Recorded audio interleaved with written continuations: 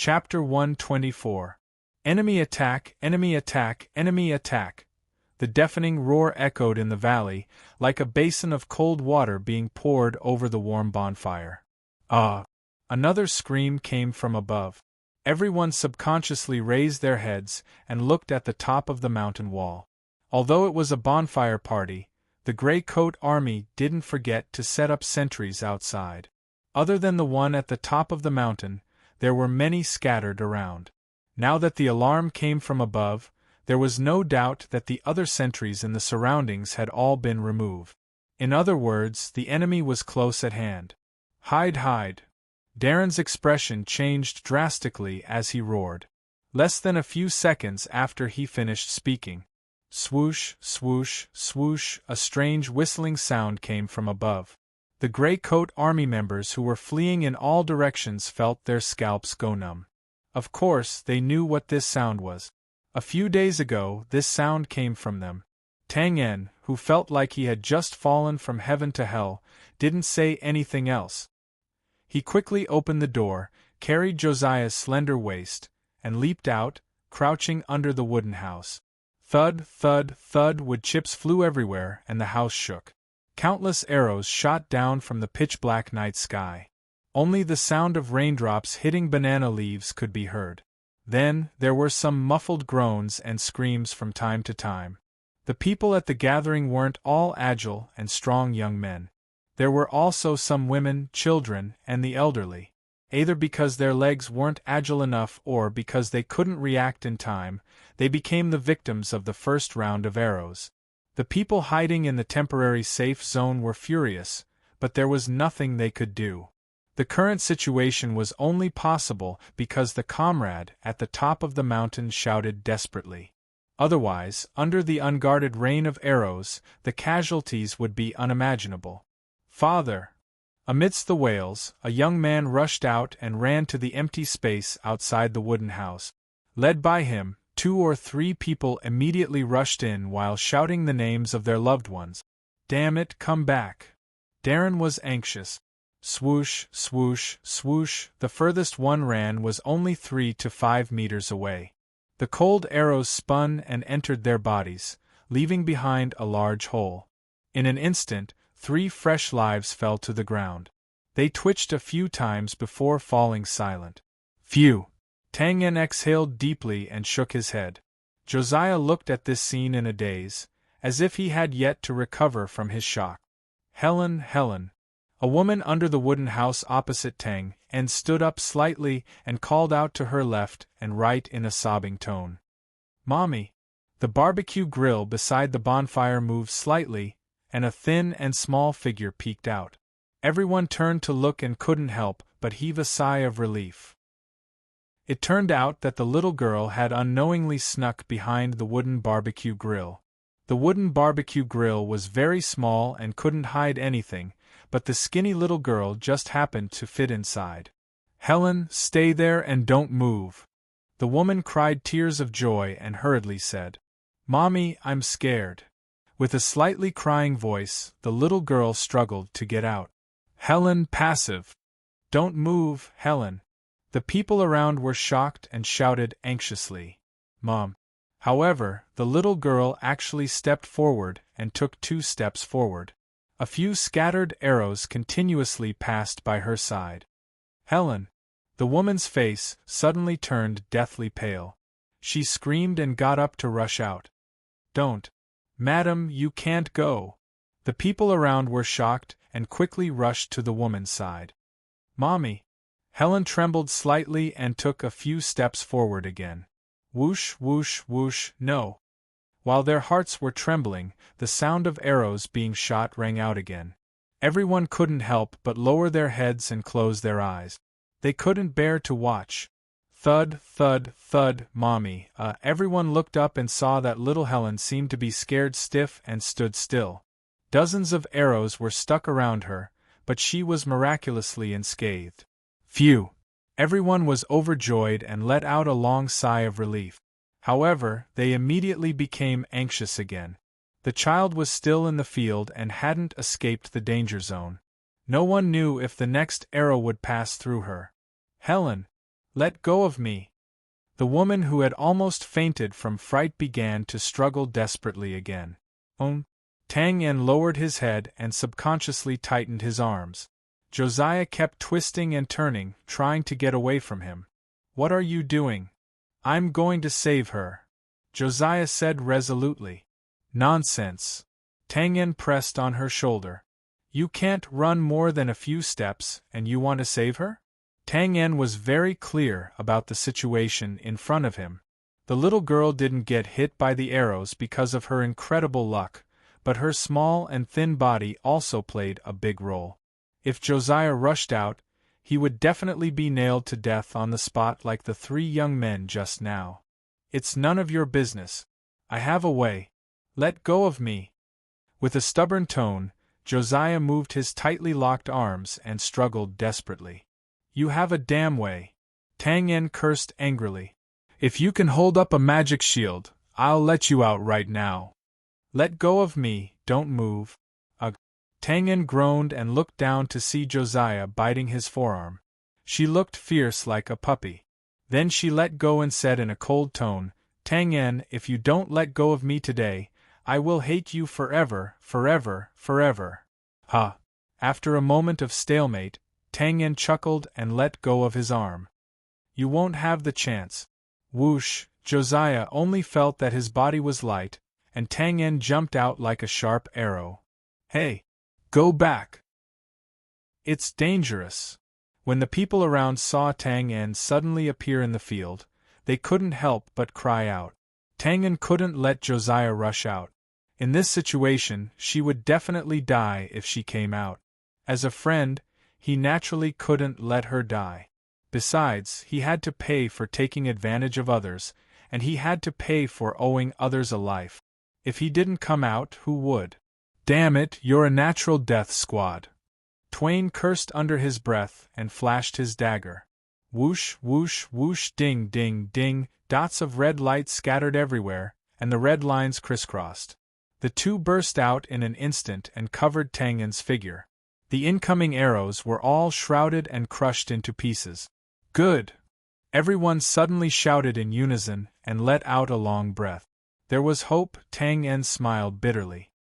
He knew his own situation. If it was daytime, Tang Yen could see the direction of the arrows clearly, and he was confident that he could save her. But now, he was in the dark and didn't know where the defense point was. In other words, the arrows could come from any angle. He wasn't strong enough to be able to identify the location of the arrows by the sound and dodge them easily in such a rapid rain of arrows. Fight! Explode, explode, explode. Tang Yen's figure suddenly disappeared from everyone's sight, and then there was a faint sound of wind and thunder. Suddenly, traces of red ripples like wind blades appeared, and they seemed to be gradually rotating around a point. At this time, a few scattered arrows crashed over and were immediately brought to the side. In a few breaths, the arcs of red ripples increased in number, and they rotated faster and faster, as if a red whirlwind had appeared on the ground. Hiss, hiss, hiss. The sound of wind being cut rang out continuously, and a red whirlwind as tall as a person had formed and was constantly expanding its range. Under everyone's widened eyes, the red whirlwind began to move forward. Bang, bang, bang, the arrows crashed over, but before they could get close to the whirlwind, they were smashed into pieces by the ripples.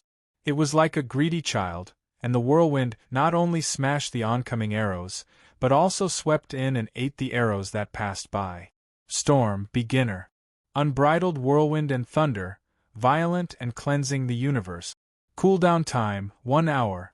Consumes 1,000 blood chi. The red whirlwind carried a crushing force and violently moved forward more than 20 meters in an instant, all the way to Little Helen. Then, a figure swiftly floated out from the top of the whirlwind. Needless to say, this person was naturally Tang Yen, but he was not in a good state right now. The corners of his mouth, ears, nostrils, eyes, as long as there were holes on his face, blood was seeping out. Tang Yen grabbed Helen's shoulder, and then without hesitation, escaped into the whirlwind again. Then, the whirlwind that had paused for a while started to rotate again, and began to move back the way it had come. It had to be said that this red whirlwind was rather conspicuous under the light of the fire, and now more than half of the arrows were flying towards it. Bang, bang, bang, the explosive power shattered all the arrows that dared to attack it, and it steadily moved forward. At this time, the people at the side saw that something was wrong. Although the red whirlwind was still powerful, its speed had greatly decreased compared to before. It was now like an old man walking, and it seemed to be very strenuous. Charge! Do your best! Hold on, it's right in front. Amidst the boiling cheers, the people clenched their fists and kept pounding the ground. Their eyes were fixed on the whirlwind, and they were itching to give it a push. At this time, the whirlwind was like a drunkard. The leak-shaped wind column was tilted badly, and it blew forward unsteadily. In this way, it moved forward more than 10 meters with great difficulty, and was only 4 or 5 meters away from Josiah's position. Whoosh, whoosh, whoosh, bang, bang, ding. The whirlwind that was constantly crushing the arrows suddenly stopped, and then, like a house that had its roof removed, red ripples spread out in all directions. The whirlwind collapsed, and Tang En, who was holding the little girl, was thrown backward. No! Damn it! God of light! Everyone clutched their heads and cried out in despair. Whoosh! Suddenly, water entanglement. A delicate shout was heard. A transparent ribbon of water wrapped around Tang En's waist without delay, and then instantly pulled him out from under the arrows. Bang! The force was too strong, and the two people couldn't help but collide. Good! Praise the God! Haha, we did it!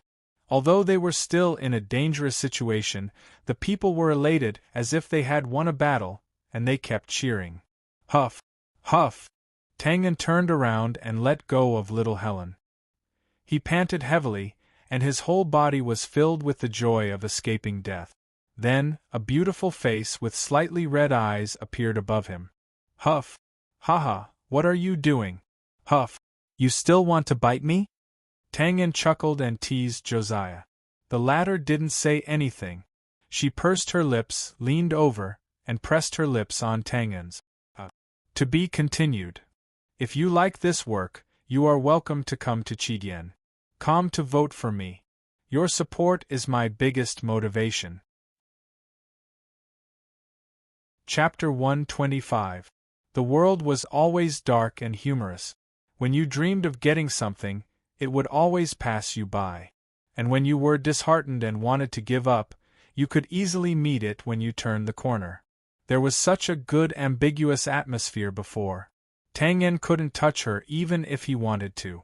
Now that he was surrounded by murderous intent, he had a taste of this warm and soft jade. Life was full of ups and downs. It was too exciting, Tang En sighed and thought to himself, this is probably the benefit of saving someone. Helen, who was next to him, covered her eyes. Shame, shame, Tom kisses me when there's no one around. It wasn't that Josiah left, but that Tang En turned his head. Pfft. He couldn't help but spit out a mouthful of blood. Damn, the atmosphere is too bad, Tang. Josiah was shocked and quickly took out a white towel to wipe Tang En's mouth. Cough, cough. I'm fine, I'm fine. It's not serious. I'm just a little dizzy. I turned too hard just now. Cough, cough. Although he kept saying that he was fine, Tang En's appearance of constantly vomiting blood was not very convincing.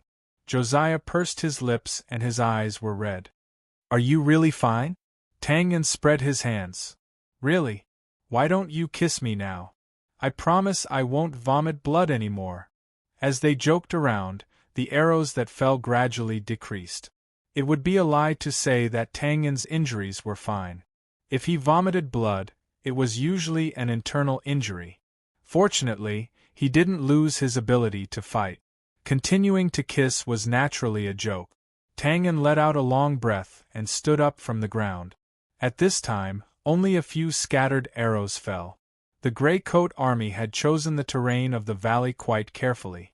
Although they were now on a high ground, there were too many towering trees and other obstacles below. After about 5 minutes of continuous shooting, only the first 1 or 2 waves of arrows were effective. The later waves caused little damage and were not worth mentioning. The commander above probably saw the situation clearly, so after a while, the whistling of the arrows completely stopped. "Retrieve the weapon!" DeLuan roared. His figure suddenly shot out and crashed into a wooden house. The end of the air raid did not mean the end of the attack. In fact, the real test had only just begun. As expected, the Gray Coat Army hurriedly picked up their weapons. Deafening battle cries reverberated throughout the valley, as if there were enemies coming from all directions. After returning little Helen to the woman who kept thanking him, Josiah and Tangan found Darren, who was fully dressed. "Uncle Darren, what should we do now?" Darren nodded at Tangan in admiration. Then, he said to Josiah, "We can only break through now." "Which direction?" The valley was traversed by a mountain path, and there were 2 smaller paths on both sides of it. Therefore, there were a total of 4 entrances. "Break out from the north." Borg rushed over hurriedly. He had gone to the stream at the side to rinse his mouth and was lucky enough to avoid the rain of arrows. The terrain in the north is the most complicated. As long as we charge out, we can shake off the pursuit in a short time. "All right." Borg had always been in charge of tactical matters, so Darren had no doubts. He grabbed his 2-handed sword and rushed out of the house, grabbing a person casually.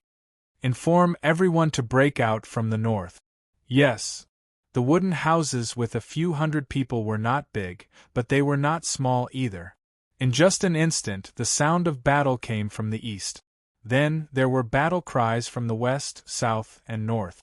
After a few hundred people had gathered, Darren took the lead and headed north. "Charge!" After running for a few dozen steps, there were sounds of footsteps ahead. Then, a large group of soldiers wearing green plate armor and holding large swords turned around. "Kill!" When they met on a narrow path, it was a close-range battle. Without saying anything, both sides were quickly entangled with murderous intent. The sound of swords clashing, the sound of soldiers piercing into flesh, the sound of muffled screams. The battle had reached its climax right from the start.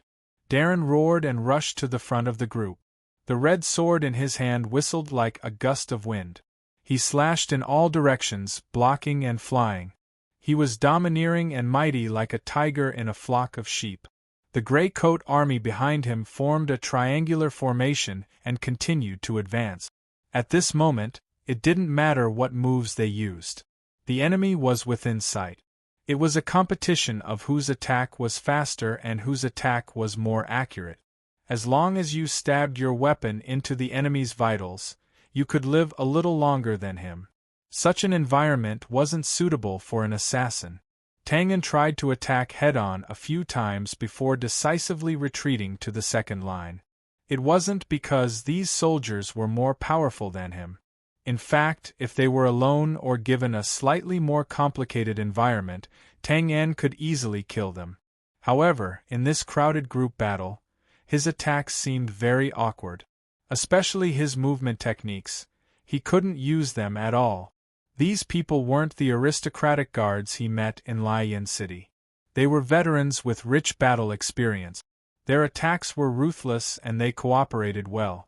At the crucial moment, they would even grab the weapon that was stabbed into their chest and give their comrades a chance to kill them. Tangan had just scattered the red glow of his dagger and didn't wait for it to hit. Over 10 giant swords fell from the other side and sealed off the attacking space. Even if his skills were better and he managed to injure his opponent, before he could take advantage of the opportunity to pursue and attack, someone would stab him in the chest. If it was under normal circumstances, Tangan would naturally be able to dodge easily and take advantage of the opportunity to kill his opponent. But now, he had the Gray Coat Army beside him. If he dodged, he would leave his opponent with a defenseless back. At this moment, there was actually a solution. Like his opponent, he had a comrade who could help him block the attack so that he could focus on killing the enemy. But Tangan had never fought together with the Gray Coat Army like this before. In addition, his attack rhythm was too fast. Ordinary people really couldn't coordinate with him. Tang En quickly realized where the problem was. After blocking an attack, he turned around and said to a young man behind him, "Change positions." After saying that, he didn't care whether the person understood or not. He grabbed the person's shoulder and instantly changed positions. Ah! The young man was puzzled and looked at the enemy who suddenly appeared in front of him. "Raise your sword." The young man subconsciously raised his sword. Clang! It blocked a soldier's attack. At this moment, a figure suddenly flashed out from behind the young man. The dagger lightly swept across the soldier's neck, where the armor couldn't reach. Then, it instantly returned. No one was able to see clearly these few movements. Hiss! Blood spurted out and splattered on the young man's face. "What's going on, Chop?" The young man shuddered again and hurriedly swung his sword. Clang! This time, it was blocked by his opponent. The figure flashed out again like a ghost. He swung his sword and returned. Hiss! Blood bloomed again. This was Tang En's tactic. Since no one could follow his rhythm and coordinate with him, he might as well coordinate with others to attack. In this way, he didn't have to take the attack head-on and could use his own advantage. After a few rounds of coordination, the young man was enlightened. He immediately waved his sword excitedly and slashed around. As long as he was able to parry or attack, the soldier would die without a doubt. After a few rounds of attacks, no one was a match for him. Whoever he caught would die. After the other soldiers suffered a few losses, they felt disgusted when they saw the young man rushing up again. They had no problem killing this hothead. No matter how bad they were, they could still block him. However, Tang En, who was like a death god, was terrifying. One had to know that he had attacked more than 10 times and had never missed. In a dilemma, the soldiers had no choice but to dodge. Haha! The young man saw that everywhere he went, the enemy retreated. He couldn't help but look around with his sword and laugh arrogantly. It had to be said that this young man was good at drawing hatred. His face was asking for a beating, making the other party gnash their teeth. The last soldier couldn't take it anymore and immediately rushed over and slashed with his sword. Clang! Hiss! Tang En's dagger added another soul to the dead. "This idiot, wahahaha!" While laughing, the young man kicked away the soldier's corpse and was about to rush up again.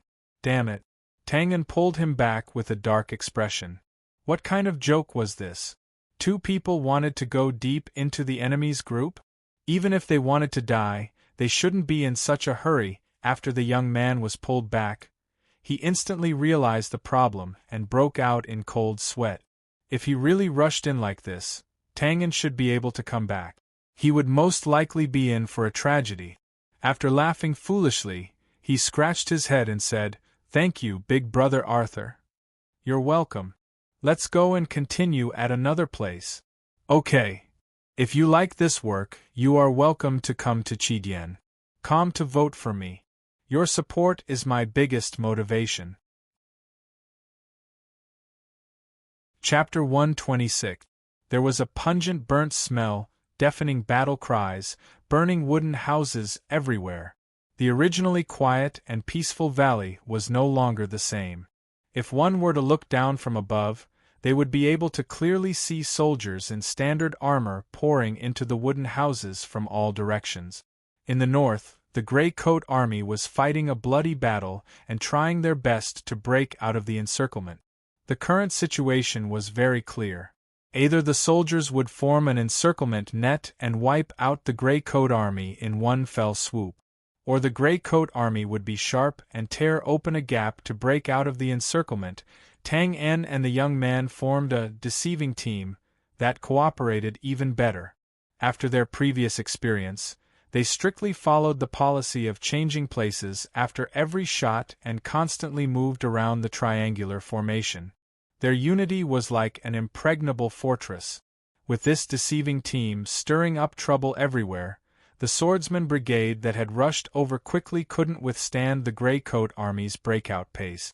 They kept retreating and were about to be completely defeated. Roar! With a furious roar, Darren violently slashed out with his sword. Clang! The leader of the swordsman brigade was sent flying into a wooden house with his sword. Darren was overjoyed. "Ha ha, we made it out!" Darren exclaimed. "Ha ha, we made it!" Everyone was energized when they heard this. They increased the strength of the weapons in their hand.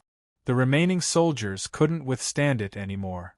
Their formation instantly collapsed and was finally defeated.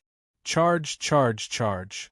Darren waved his hand and led the Grey Coat army forward quickly. The most important thing now was to break out of the encirclement. It was useless to kill these demoralized soldiers. Suddenly, thud, thud, thud, a series of heavy footsteps came from the front, and the wooden house trembled slightly. Darren was stunned at first, then his expression changed drastically. At this moment, everyone didn't stop and rushed out of the last corner. Gasp! Everyone gasped in unison. With the help of the light from the fires around them, they could see a group of special forces slowly walking out of the mountain pass 100 meters away. They were armed to the teeth with shields in their left hands and battle axes in their right hands. Bran Heavy Infantry! The corner of Darren's eyes twitched as he squeezed these words out from between his teeth. Heavy Infantry! Just from the name alone, one could tell that this was a troop class with insane defense. This was the truth. Just like the heavy cavalry, they had the strongest defense in the Bran Kingdom. Their main role was to defend in field battles. If a full formation of heavy infantry appeared, the enemy's archers, light cavalry, and light infantry would generally take a detour. There weren't many heavy infantrymen in front of him, only about 50 of them. After taking a few steps forward, they stuck their tower shields into the ground and stood still in a defensive formation. "It's over." Borg's voice was filled with despair. He was a tactical commander, so he naturally understood what the heavy infantry in front of him would do to them. It was impossible for them to break through this defense with just the few of them. In fact, if the enemy pushed forward, they would be pushed back instead. "How can there be heavy infantry here?" Borg groaned and grabbed his hair. Heavy infantry had high defense, but due to their weight, they were also the slowest of all the troop. Moreover, the mountain path here was rugged and not suitable for traveling at all. Unless they were transported by car. But in that case, there wouldn't be a lot of them. There would probably only be 50 of them in front of him. Borg suddenly raised his head and cried out, "They know that we will choose to break through from the north." Borg didn't know that after Z circled their hiding spot on the map, the tactical department of the Zechen Legion casually gave a battle suggestion, to place 50 heavy infantrymen at the mountain pass in the north. When the military officials saw Z's signature and Zechen's tactical department's suggestion, they were instantly shocked. They didn't understand why Marshal Z would pay attention to this small Grey Coat army. However, even though they couldn't figure it out, they still strictly carried out this suggestion. It was as if Borg had exchanged blows with Zechen's tactical department, and the result was naturally that he was killed instantly. At this time, there was a faint noise behind them. Without a doubt, it was the soldiers from the other 3 routes that were about to arrive. There was an iron wall in front of them and a fierce tiger chasing after them from behind. The Grey Coat army had been forced into a dead end. Darren took a deep breath and tightened his grip on his greatsword. He turned to look at his blood-stained companions and the women, children, and elderly who were protected in the middle. "Brothers, we have no other way out. I hope that you will follow me and charge forward one last time." He raised his greatsword and pointed to the front. "No matter what method we use, no matter how many people die, even if we have to bite them with our teeth, we have to bite out a path and send our families away. Brothers, do you dare?" "Yes, yes, yes." It was like the first clap of thunder in the gloomy weather. Everyone in the Grey Coat army raised their heads and stared at the heavy infantrymen in front of them like starving wolves. "All right," Darren roared. "Then, follow me now, wait." Darren looked at Tang En, who walked out of the crowd in surprise. "Brother Arthur, do you have something else to say?" Yes. Tang En shrugged. I don't understand. Don't we have that Mjolnir? Why don't we blow them up? Damn it. Darren knocked his head hard and exclaimed in surprise, Yes, Mjolnir! Why didn't I think of that? Haha. Borg's eyes lit up as well. He hit his palm. That's right. We can definitely blow them up with Mjolnir. Then where is Mjolnir? Tang En asked helplessly when he saw that the two of them were filled with regret and joy. Instantly, everyone turned to look at Darren. Darren treasured this thing the most. He kept it 2 days ago and said that he wanted to keep it well. I put it in the warehouse. Darren turned to the right. Well, thank the heavens. Fortunately, the warehouse was built not far from them. If it was in another direction, it would be a problem for them to kill their way back. By then, they would really cry to death. Without needing Darren to say anything, everyone rushed to the front of the warehouse.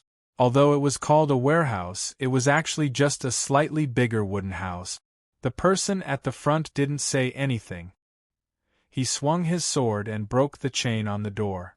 They pushed the door open and entered. The food, flour, bacon, and Mjolnir that they had robbed were all there quietly. Quick, quick, push it out. Everyone moved Mjolnir out of the warehouse and aimed it at the mountain path. Damn it. What a pity. Darren looked at the other resources and said fiercely, Pour tung oil on it and burn it before we leave. Yes. After that, Darren walked out of the warehouse quickly. Suddenly, he realized that everyone was looking at him. What's wrong? Nonsense. Hurry up and activate Mjolnir. Darren opened his mouth and pointed at himself blankly. Me? I don't know how to use it. What? Everyone was shocked. Josiah blinked. Uncle Darren, stop fooling around. Why do you sound so logical when you don't know how to use it? I really don't know how to use it. Darren hammered his palms anxiously. I heard it from someone else. F***ck. Everyone was instantly petrified. Nobody expected such a blunder to happen in the end. It wasn't easy for them to grab hold of a life-saving straw, but it still couldn't be used. The noise behind them grew louder and louder. The pursuers were closing in. Damn it. Tang En licked his lips and said decisively, Uncle Darren, you're the one who knows best here. Hurry up and try it. Darren took 2 steps forward and quickly turned the handle at the back. Gradually, the back of the metal box opened. Here, I only know how to do this. Tang En, Josiah, and Borg all looked over at the same time. The metal box looked very complicated. At the top, near the metal tube, there was a fiery red crystal the size of a head. Needless to say, this should be the explosive crystal. Below the crystal, there were many dazzling wheel devices. Further down, there were many small wrenches of unknown use. Around these things there were all kinds of messy symbols, F***ck. Why didn't they give a product manual or something? Darren pointed at the row of wrenches below and said, If I remember correctly, one of these should be the activation device. Then what are we waiting for? Let's try them one by one. With that, Borg reached out his hand. Don't move. Darren shouted anxiously. Mjolnir is a military weapon unique to the Brand Kingdom. In order to prevent it from being snatched by the northern wilderness tribes, there's a self-destruct device inside.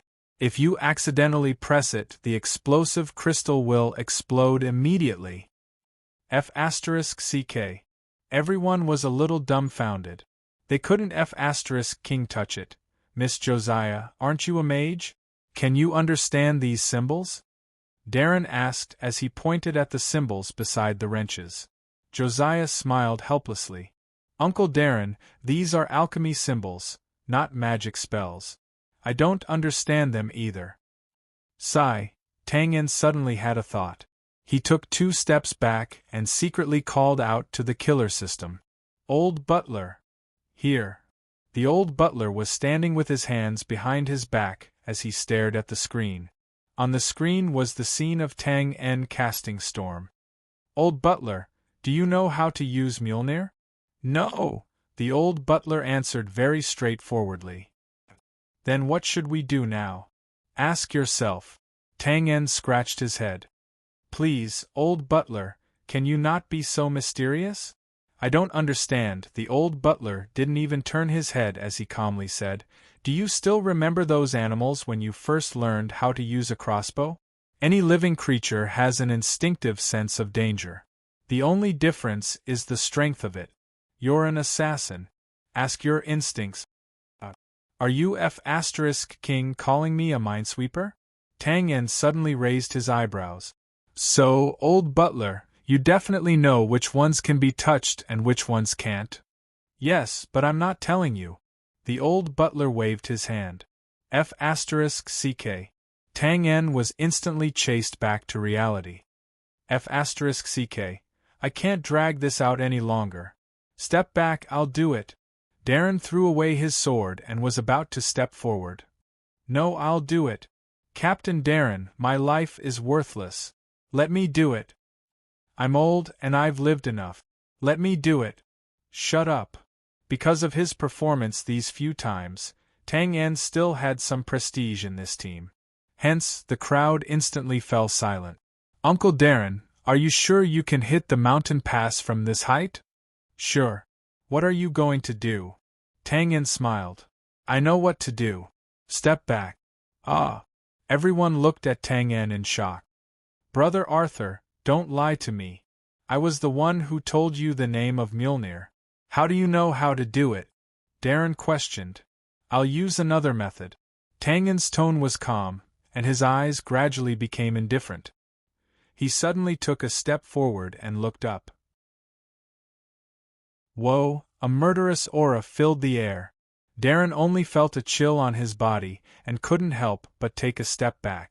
The chill disappeared, and Tang En's eyes returned to normal. I can feel the danger. Don't worry, leave it to me. Darren hesitated. Tang, Arthur. I believe in you. Josiah bit his lips and looked at Tang En. Then, he waved his hand and said, Everyone, step back, step back. After a while, everyone retreated into the warehouse. Believe in me? I don't even believe in myself. Tang En smiled bitterly and looked down at the dozen small wrenches. 5 seconds. 10 seconds. Phew. Tang En looked up. Damn, this is superstition and idealism. As the crowd dispersed, the heavy infantryman opposite seemed to have seen the situation here. Instantly there was a commotion. Some retreated and some slowly walked over. It was obvious that they wanted to speed up, but their armor was indeed cumbersome. Ha ha. Looking at those guys who had caused them to be unable to advance or retreat, Tang En let out a long laugh. Then, without even looking, he lifted his leg and kicked the wrench below. I still believe that things like electrical appliances and machinery need to be kicked. Bang. Tang En did not know how many wrenches he had kicked off with this kick. He held his breath. There was silence. At this moment, he even felt that he could hear the blood flowing in his body the next second. Buzz, the wheels in the metal box suddenly spun rapidly, and then the exposed explosive crystals sank, rustle, boom, to be continued. If you like this work, you are welcome to come to Chidien. Come to vote for me. Your support is my biggest motivation. Chapter 127. If your computer mainframe doesn't respond, if your TV screen shows static, if your car suddenly can't start, don't hesitate, kick it. Believe me, things like machinery and electrical appliances will be fine after you kick them. If you break them, you can come to the other world to ask me for compensation. Tang En, well, sometimes also called Arthur. When you're outside, you know. Oh right, before doing the above actions you'd better have a keen intuition for danger. Because if you're not careful, you may kick wires, electric panels, and the like. The last time Tang En kicked an electrical appliance, he died and transmigrated. This time, he kicked it again decisively. Regardless of the result, this spirit of bravery in sacrificing oneself for theoretical practice was still worth encouraging. Compared to his previous identity as an ordinary person, The current Tang En was already an assassin with blood on his hands. The old butler's words about the assassin's intuition were right beside his ear.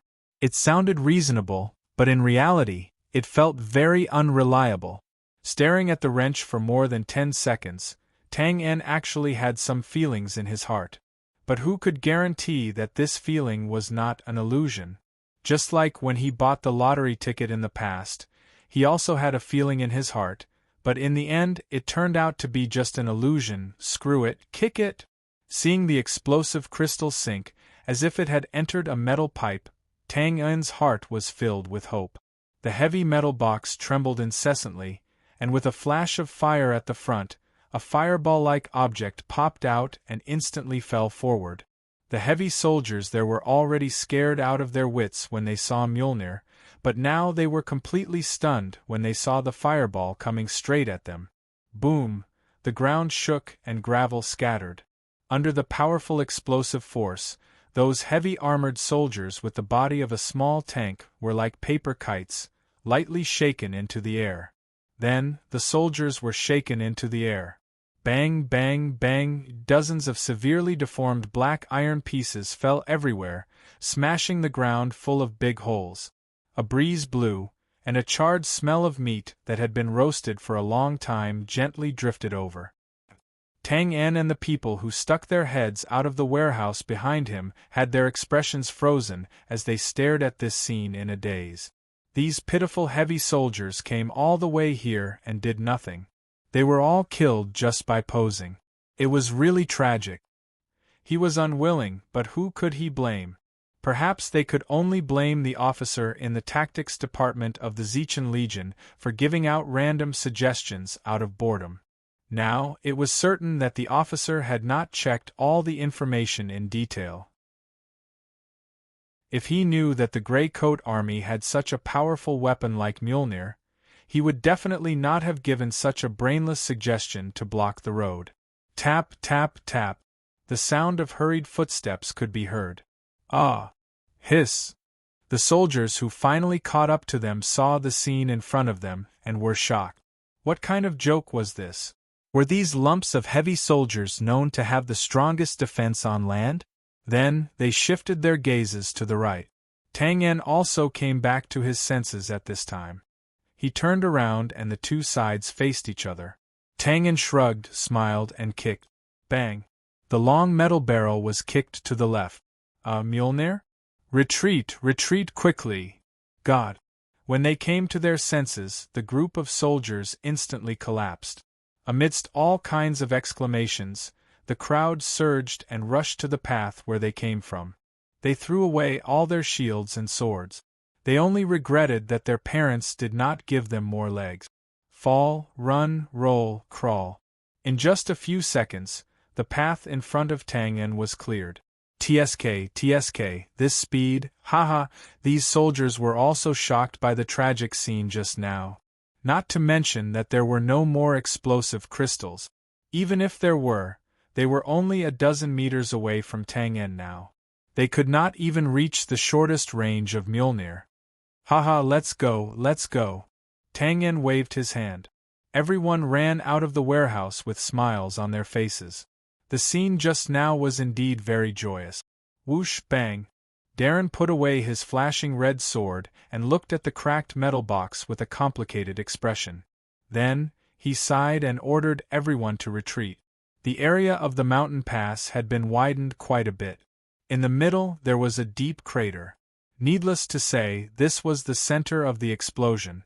At the same time, this was also the place where the smell of burnt meat was the strongest. Dawn at dawn. Beside a small mountain stream, a large group of people fell on the ground. Splash! After washing his face with cold water in the stream, Tang En quivered and immediately became more energetic.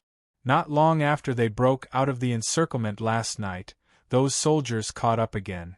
The terrain in the north of the valley was indeed complicated. There were all kinds of hills, ravines, and narrow mountain paths.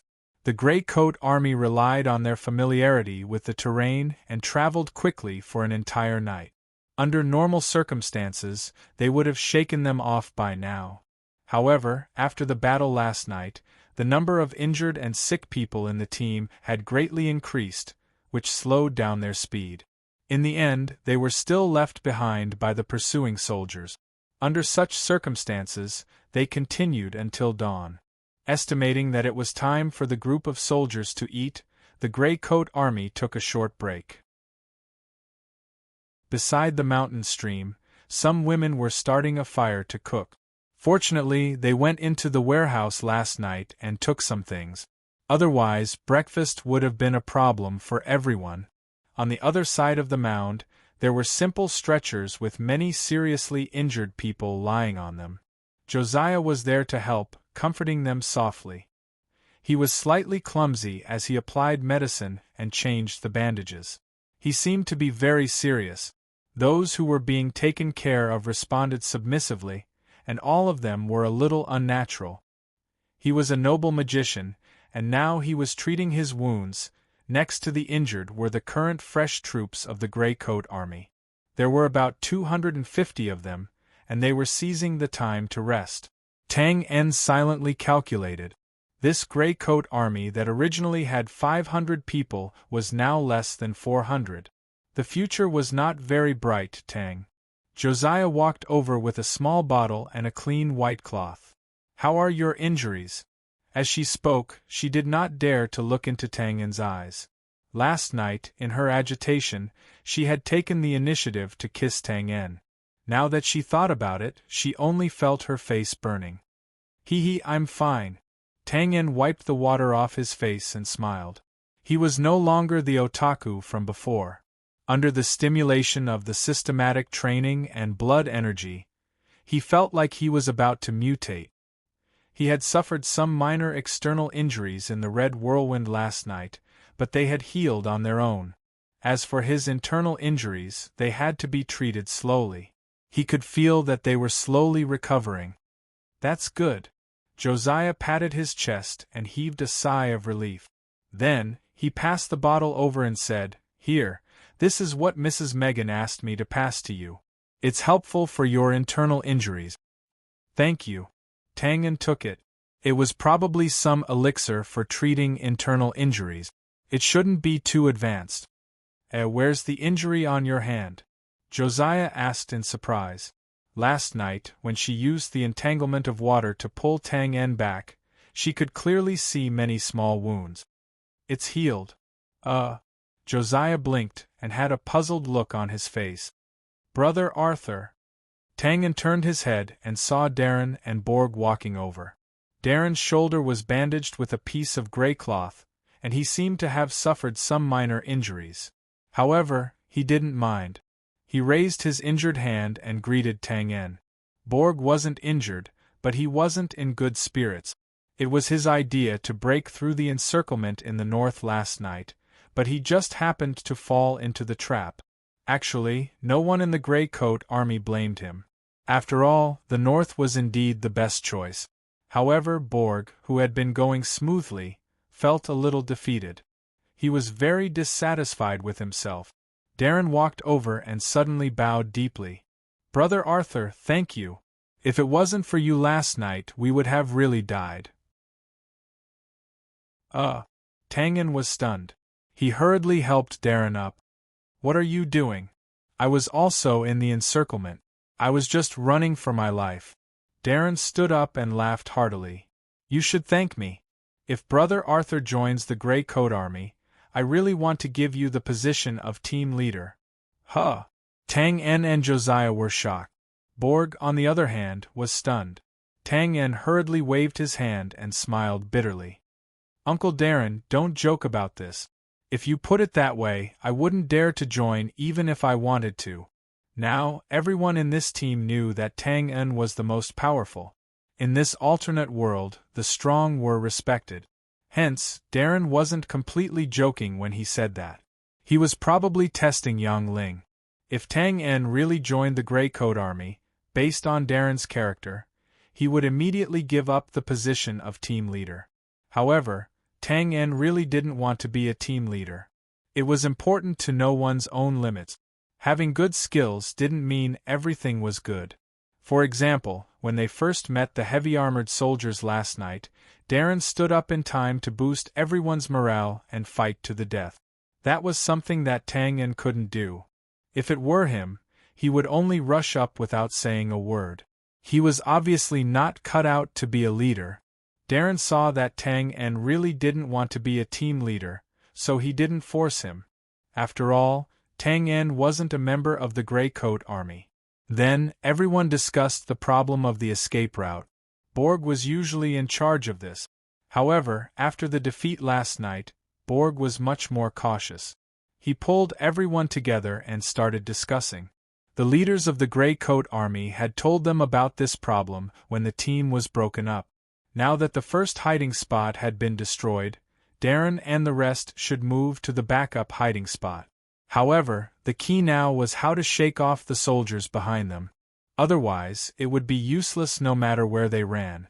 Borg now thought that the commander of the soldiers behind him was the one who saw through his intention to break out, so he designed a rather complicated escape route and plan. However, after discussing for a while, Borg realized that he had been blinded. Darren was only in charge of executing the plan and didn't care about anything else. Tang En didn't know much about this. If it was about escaping alone, he was an expert. Josiah was a beginner, so he naturally couldn't give any constructive suggestions. Hence, in the end, the plan didn't change at all. Everyone hurriedly set off after breakfast, preparing to begin their great escape. If you like this work, you are welcome to come to Chidien. Come to vote for me. Your support is my biggest motivation. Chapter 128. An army pursuit was different from an individual pursuit. There were many tricks involved. As long as one was fast enough, one would be able to catch up. An army pursuit was not so simple. What was the terrain ahead? Was it suitable for the troop class to pass through? Was there an ambush? Could the logistics keep up? There were a lot of problems that needed to be solved. Therefore, if both sides moved in the same way and the terrain was slightly more complicated, the pursuit would basically become a protracted battle. It had only been half a day since the Grey Coat Army broke out of the encirclement last night, so they did not have to worry about being caught up for the time being. However, their situation was not optimistic either because they had almost no supplies. Of course, they could not run on an empty stomach. Originally, it was not impossible to dig some plants and hunt some game in this mountain range. However, doing these things required time. Escaping was not a vacation. If they really did that, it would not be long before they were caught up. Borg knew this, and the commander chasing behind them should also know this. Therefore, the Grey Coat Army had to escape in the shortest time possible. Otherwise, they would be completely passive. This is the place where we can escape from the pursuit. Borg stood at the top of the mountain and said firmly as he pointed ahead. His hair fluttered in the strong wind. For a moment, he had the feeling of being full of energy and pointing at the world. The reason why Borg was so confident was all because of the terrain ahead. Coiling Dragon Valley. From the name, one could tell that it was a complicated place surrounded by circles. In fact, it was exactly so. From the top of the mountain, one could vaguely see the entire valley. At first glance, one could clearly see that after entering the valley, there were 3 paths that crossed the east and west ends of the valley. The middle path was slightly straight, and the 2 beside it were in an arc. Upon closer inspection, one would realize that the 3 paths were not completely separated. There were still many small paths in the middle that were connected. As a whole, it looked like a maze. The entrance and exit of the valley were not only the 2 paths that connected the end and the end of the 3 paths. There were also a few small exits on the north and south sides of the valley. Let's have lunch now and replenish our strength. Prepare for the rapid march later to widen the distance. Borg appeared to be full of confidence. In the afternoon, the Grey Coat Army entered the Coiling Dragon Valley and obtained the middle path. There was no doubt about this. Between 2 points, a straight line was the shortest. Anyone with eyes would know this. However, the Grey Coat Army's marching speed had become very strange. One moment they would march for a few minutes, and the next moment they would move forward slowly like a deflated balloon. At this time, someone would come out from the front of the group and shout continuously, seemingly encouraging or giving orders or something. Then, the group would rush forward again, and after a few minutes, they would be discouraged. All right. Stop walking. Slow down. Borg dragged his right leg and walked in front like a cripple.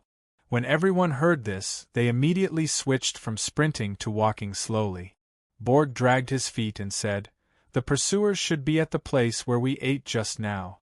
Seeing our condition, they'll definitely think that we didn't eat anything and are exhausted." Pausing for a moment, he chuckled and said, "The other side has several times more people than us, so the commander will definitely divide his troops into 3 groups. One group will chase after us while the other 2 will rush from the side to the front to form an encirclement." Haha! When Tang En and the others heard this, they couldn't help but nod in agreement. This was a normal line of thought. Seeing the state of the target they were chasing and seeing the current terrain, it was easy to think of dividing the troops to surround them and attack from the front and back. The Grey Coat Army maintained this stop-and-go frequency and traveled about 2/3 of the way. Borg calculated the time and waved his hand. "All right, let's go south now." With that said, he led the way into a fork in the road. Everyone followed him. At this time, the Grey Coat Army was no longer half dead like before. Instead, they were rushing forward. After walking for about half an hour, they saw a main road. Without a doubt, this should be one of the 3 paths. As expected, Borg said with a relaxed smile after he bent down to observe the road. Everyone understood what he meant. There were many scattered footprints on this mountain road. There must have been a group of soldiers rushing past. At this time, if the Grey Coat Army continued south for a while, they would be able to walk out of Coiling Dragon Valley through a small valley entrance. "All right, let's go east now." East? Wasn't that the direction they had come from? Were they planning to catch them off guard and launch a surprise attack? Their doubts didn't last long. Borg explained, "If we go out from this exit now, the distance between us and them will be too small. It will be easy for them to follow us again. The enemy's commander is a smart person. We didn't deliberately hide our tracks, so he should have noticed that we turned south by now. What will he do then?" After pausing for a moment, he saw that everyone was looking at him. Borg smiled faintly and continued, "He will divide the troops again and chase us all the way back to the East Valley entrance to prevent us from escaping from there. But that's because we turned north halfway and returned to the middle road. Then, we will continue north and make a few small turns on the main road in the north to completely confuse them. Finally, we will break through from the North Valley entrance." Clap! Borg clapped his hands and smiled confidently. "That's it." Everyone looked at each other and raised their hand. Clap, clap, clap, clap, clap, clap. The applause didn't stop for a long time. F***ck, we don't know if the soldiers are confused or not, but we are about to be confused. Although they didn't completely know how many turns they had to make, Tang En roughly understood Borg's method. It was to use the difference in time and space to lead the enemy by the nose to achieve the effect of completely disrupting the enemy's command. Finally, they would break through from the north while the soldiers were in a state of disunity. At that time, the enemy wouldn't be able to catch up. Firstly, they weren't sure of the direction, and secondly, the soldiers were scattered and needed to be reorganized. By the time the enemy's commander solved these 2 problems, the Grey Coat Army would have long disappeared without a trace. This method sounds quite reliable. Thus, everyone followed Borg's guidance and played a game of hide-and-seek with the pursuing soldiers in the Coiling Dragon Valley. First, they went east, then turned north and returned to the middle road. Then, they continued north and came to the north road. Then, they went west, then south, then east, and then again. Sorry, I'm going to faint if I write any more. Let's replace it with an ellipsis. You guys are also dizzy. Don't blame the raccoon and despise Borg. At this time, everyone was completely dizzy. Those with a poor sense of direction even lost their sense of direction. Borg, on the other hand, was in good spirit. His logic was very clear and he was very decisive when it came to going straight and turning. Alright, just one more turn and we can break through. Everyone's spirits lifted when they heard that. F***ck, we've finally reached the end. Borg walked quickly in front and turned. When everyone turned around, they saw a group of soldiers walking out from the opposite side of the path. When both sides met, they were instantly stunned. What was going on? This doesn't make sense, Borg muttered. When he came back to his senses, he turned his head and shouted, "The rear army has changed to the front army. Go straight ahead and turn left. Quick, quick." It wasn't difficult to command and dispatch a team of hundreds of people. Hearing the order, the Grey Coat army turned around and rushed back the way they came. Don't run, kill. When the group of soldiers saw them turn around and run, they immediately came back to their senses and chased after them while waving their big swords. Go straight, turn left. The person at the front of the group suddenly stopped in his track. What's going on? Let's go. Borg ran up from behind and shouted anxiously. Then, he turned and saw another group of soldiers in front of him. Both sides were staring at each other. Impossible! Borg grabbed his hair and kept shaking his head, looking like he couldn't accept it. He roared, "Why are you here?" Borg was also confused by his anxiety. After he couldn't figure it out, he directly questioned the other party. The captain of the soldiers on the other side was already a little stunned. When he heard such a rational and strong roar, he subconsciously stood up straight. "Reporting, sir, we're lost." Awkward silence, the truth was revealed. All of Borg's calculations were based on one foundation. The other party's commander was the smart person who had seen through the direction of his escape last night. Smart people tended to think too much. When dealing with Borg's tactics, they would think left and right and send people to chase after and intercept the Grey Coat army. But in fact, the commander who was chasing them was of average quality. At first, he could still follow Borg's train of thought, so he was led by Borg for a period of time. Later on, his mind was a mess and he completely crashed. After those scattered soldiers didn't receive orders from the higher-ups for a long time, they acted on their own and wandered around randomly. Who knew that they would accidentally run into the Grey Coat army? Borg was too smart, but in the end, he fell into his own hands. It had to be said that this was a complete tragedy. Phew! Darren let out a long breath. Which way is north? Borg pointed in a direction in a daze. Break out. If you like this work, you are welcome to come to Chidien. Come to vote for me. Your support is my biggest motivation. Chapter 129. The Undulating Mountain Range and the Winding Mountain Road. The team of a few hundred people formed a long line.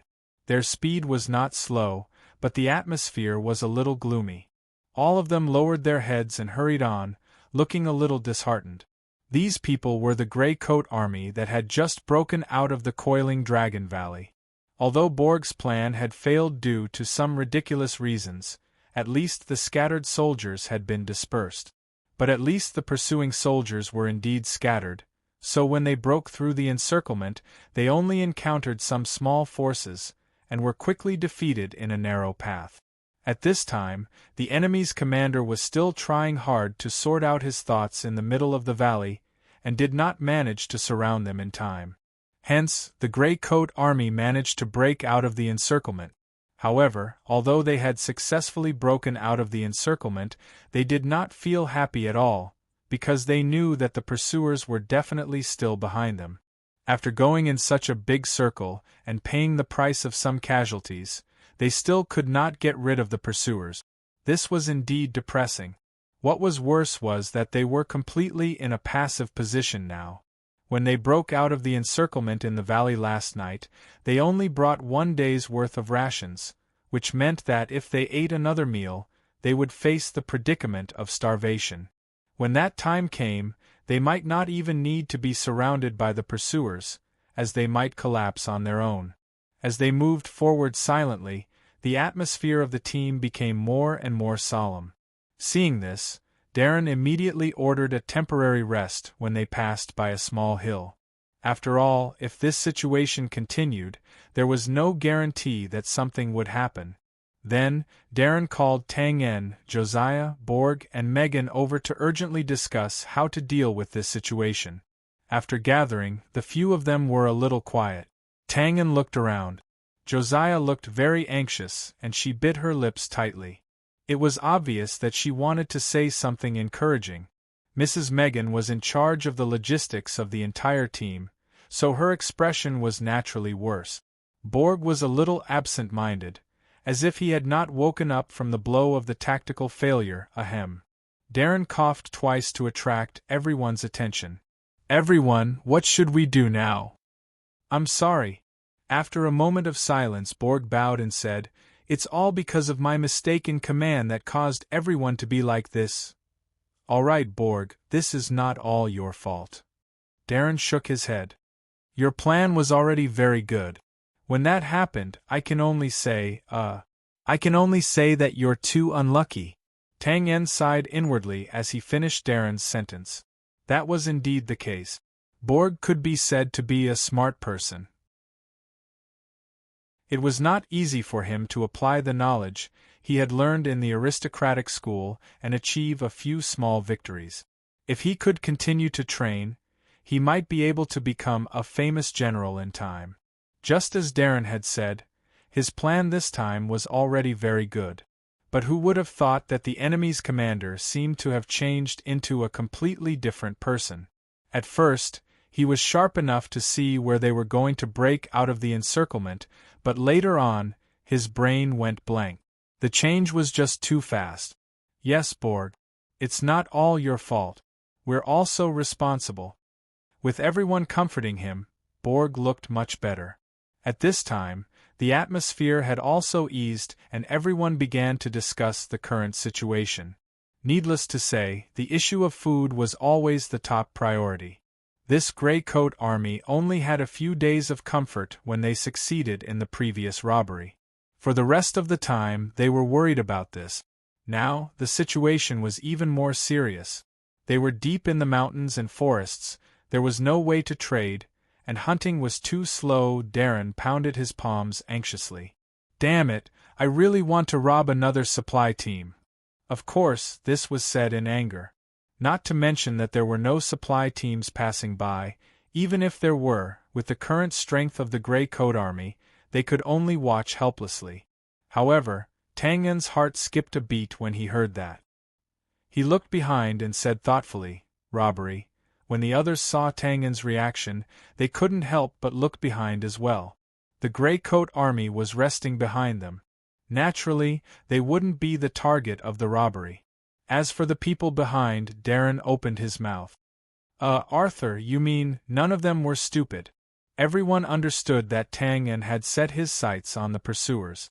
Borg shook his head and said, Every commander will be on high alert when it comes to food. It's impossible to smuggle it away under their noses. Tang En narrowed his long and narrow eyes. What if I don't smuggle it away? Borg was indeed a smart person. After being stunned for a moment, his eyes lit up. You mean burn it? Burn it. Everyone was stunned. Darren clapped his hands. Yes, we can't leave without food. If they don't have it, they won't be able to catch up. Everyone's interest was completely piqued. At first, they were always thinking about where to get food. Tang En was an assassin and also a bandit. He thought of this method to harm others without benefiting himself. However, although he had a method, it wasn't that easy to implement. Borg hesitated. It's easier to burn it than to steal it, but it's too difficult for us to break into the enemy's camp. Moreover, the area of the food isn't small. If the fire is small, it's easy to put it out. Borg was familiar with military affairs, after all. He quickly pointed out the difficulties of the operation. No matter how difficult it is, we have to do it. Darren's tone was very firm. This is the most feasible method now. I'll form an assault team now. We'll burn it down even if we have to risk our lives. Tang En smiled bitterly. Uncle Darren, don't be so impatient. Even if we burn it down, we'll do it at night. Moreover, I want to go in alone this time. It's not good to have too many people. What? Everyone was shocked. I don't agree. Josiah was the first to object. He said fiercely, "This is too dangerous. If we're discovered, you won't be able to come out." F***ck. Tang En couldn't help but roll his eyes. I haven't done it yet. Can't you hope for something good? This isn't about whether it's good or not.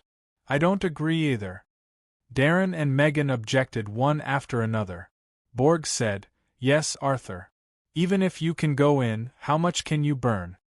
It wasn't strange that everyone objected. The military camp wasn't like other places. Once they were exposed, they would be surrounded. With Tang En's current strength, there was absolutely no chance of survival. It shouldn't be a problem for me to go in. Tang En's tone was very confident. Josiah, you know my identity, don't you? I'm a professional. Josiah was stunned. Then, he bit his lips. But even so, Tang En waved his hand and stopped her from speaking. He continued, "My strength is indeed limited. However, if everyone continues to feign attacks outside and buy me time, we should still be able to burn it down." Josiah lowered his head and remained silent. "Don't worry. I'm confident. I'm also very afraid of death." Tang En shrugged and smiled. At this moment, the other three people didn't know what to say. They all turned to look at Josiah. After a while, Josiah muttered, "Arthur should be able to go in. Finally, you said something good. Haha. It's settled then. If you like this work, you're welcome to vote for it at Chidien. Calm. Your support is my greatest motivation." Chapter 130. When the wind is strong and the fire is set, when the moon is dark, it is time to kill. The general meaning of this sentence was to tell people that they had to wait for the dark to do bad things. Now that Tang En was planning to set the fire, the Grey Coat Army was also preparing to kill, so in the evening, the team found a place to camp early, and then they ate and waited for the dark. Tang En walked to the lee of a hill and looked up at the sky. The weather during the day was good, so it should not be dark at night. Fortunately, the cold wind in the north did not stop at all times, so it did not affect the movement. "Tang, it's time to eat." Josiah came over with a lunchbox. Tang En looked at the lunchbox with a little surprise. Usually, there was only one bowl. Josiah sat down beside Tang En and opened the wooden box. There were 2 bowls of rice, a plate of meat slices, and a soup jar with half a chicken. "This is—" Tang En was shocked. He knew the current situation of the Grey Coat Army. The chicken and the meat slices should be the last meat. "You are going to do something tonight, so Mrs. Megan asked me to send it over," Josiah explained. There is no need to do this." Tang En touched his forehead. "What does this mean, the last dinner? Why does it feel like the wind is blowing and the water is cold? This is everyone's good intentions. Well, eat it while it is hot. Mrs. Megan's cooking is very good." "Well, you eat too." Tang En had to pick up the bowl of rice. "Well, Tang, you must be careful this time. If you really can't do it, come out quickly. We can think of other ways." Josiah took 2 sips of rice and finally could not help but remind him. "Haha, don't worry. You know what I do. This kind of thing isn't difficult for me. Well, if I have time, I'll kill that commander while I'm at it." "Ha." Tang En waved the spoon and said nonchalantly, "Ha." Josiah forced a laugh and lowered his head. "Actually, if I didn't keep you here out of selfishness, you wouldn't have encountered such a thing, Tang En raised his head and saw Josiah burying his head in his long hair. Why are you talking about this? Come on, I'm a loyal person. Since you saved me, I'll definitely help you. No, it's not like that. Josiah said a few words in a low voice. Then, he raised his head and shouted with reddened eyes, although I saved you, you helped us kill the captain of the supply team. Then, you saved little Helen and helped everyone break out of the encirclement. Now, you're going to do such a dangerous thing. You've already paid off your debt. It's all because of me. I thought you were very smart and would be helpful to the Grey Coat Army. I wanted to keep you. It's all my selfishness. It's all my selfishness. Tang En looked at the suddenly agitated Josiah.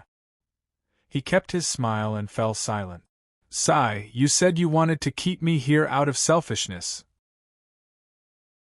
Actually, if I didn't say so much in the library in Lian City and instill so many thoughts in you, how would you have made the decision to come to the north to find the Grey Coat Army so quickly? If you didn't meet me, maybe after a few years when you got married and had children, these thoughts would have faded. After waiting for Josiah to calm down, Tang En let out a long sigh. Selfishness? That's what you think? He stood up. Let's go and find Uncle Darren. What? You want to join the Grey Coat Army now? Darren opened his mouth in shock. Why am I not welcome? Tang En spread his hands.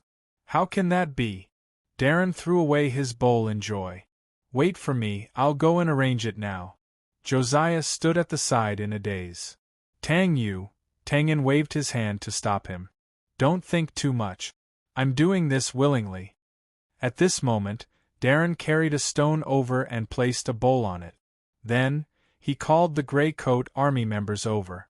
Brother Arthur, please drip a drop of blood into the bowl. Drip blood? Damn, why does it feel like I'm joining a mafia? Although he complained, Tang En still took a drop of blood and put it into the bowl. Josiah, drip a drop of blood in too, Darren continued. Huh. Tang En was stunned. What did this have to do with her? Huh. Josiah opened his mouth slightly. Didn't you say that you wanted to be Arthur's referral? The referral needs to drip a drop of blood too, Darren explained. Josiah nodded. She took a small knife and cut her finger. A drop of blood fell into the bowl. Tang En looked at the 2 drops of blood mixed together. He couldn't help but touch his nose. This was going to be a blood test. Then, Mrs. Megan poured the clear water into the bowl. The blood disappeared instantly, and the water turned slightly yellow. You guys can just share this bowl. Alright, I knew it would be like this. Tang En twitched his mouth. He took the bowl and drank half of it. Then, he passed the bowl over and smiled. Comrade Josiah, we'll be on the same team from now on. So, what I did before was what I should do. And, please take care of me in the future. Josiah looked at Tang En in a daze. He was a little hesitant. I already said that I'm doing this willingly. En, you won't let me keep holding it up like this, right? There are so many people here, at least give me some face. Josiah finally couldn't help but laugh. He laughed until tears came out. He took the bowl and drank it all. Darren shouted loudly, Good! I announce that Brother Arthur has officially joined the Grey Coat Army. Clap, clap, clap, the applause was thunderous and endless. Everyone knew about Tang En's ability. It could be said that he could do well no matter where he was. But he chose to join the Grey Coat Army at such a special time. How could everyone not be moved and admire him? Darren pressed his palms together and waited for the applause to stop. Then, he said to Josiah seriously, Drink this bowl of blood water. If Arthur betrays us, as the person who introduced him, you have to be responsible for hunting him down until you die. Ah! Tang En and Josiah looked at each other with strange expressions. Darren turned around and said sincerely, Brother Arthur, I'm sorry. This is just a process that we have to go through. Please don't take it to heart. It's okay, I understand. Tang En shrugged. Then, he patted Josiah's shoulder and said earnestly, Your mission is very important, Comrade Josiah. Kill an assassin? What a joke. I'll do my best. Josiah said seriously. Now, register Brother Arthur's name in the book." Darren waved his hand and said. Madam Megan took out a stapled book and was about to write it down. Wait, write Tang En. My surname is Arthur, and my name is Tang En. Everyone will call me Tang En in the future, hee hee.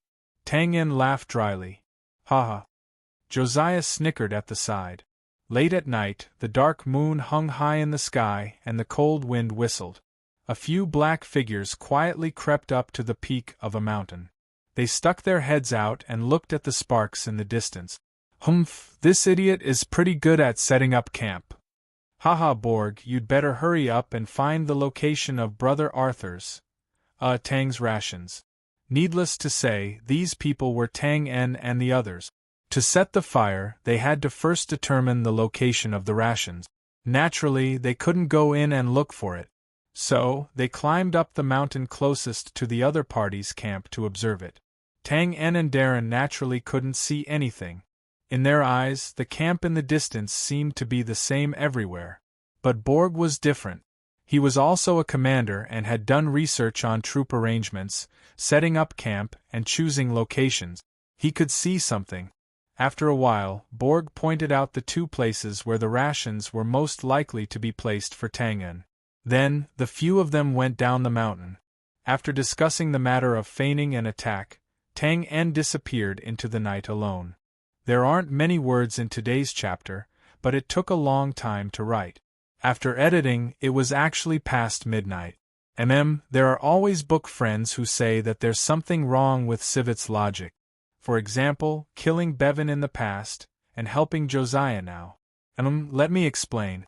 When Civet writes, there are some plots that he won't explain clearly, because some will be explained later, such as helping Josiah. There are also some that he really won't write, such as the reason for killing Bevan. Because it's easy to think, explaining too much will more or less make the reading experience lose, occupying the space of the reader's imagination. Alright, that's all for now. This chapter originally cost more than 2,000, so adding these didn't cost much. Everyone, good night, sweet dreams. To be continued.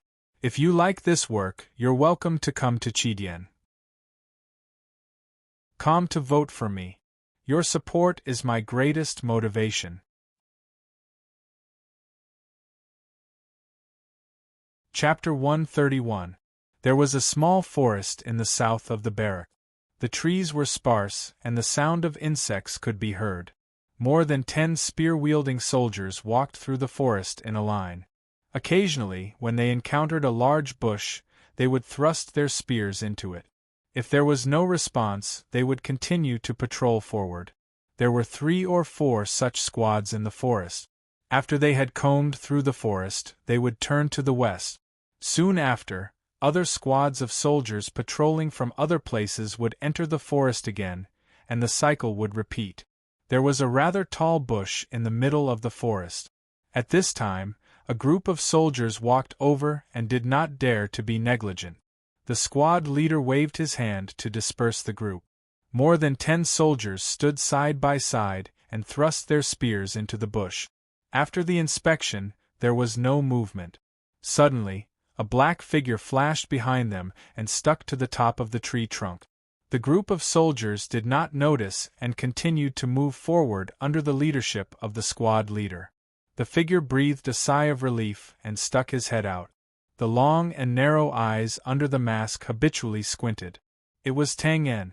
Although Tang En acted indifferent when chatting with Josiah, as if going in and out of the barracks was like strolling in his own backyard, in fact, he knew the difficulty of this mission.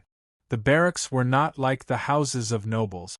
The field of vision here was wide and the patrols were strict. It was very difficult to sneak in silently. Although the commander's reaction was a little slow and he lacked quick-wittedness, it did not mean that he was not good in other aspects. The layout of the barracks in front of him was very good.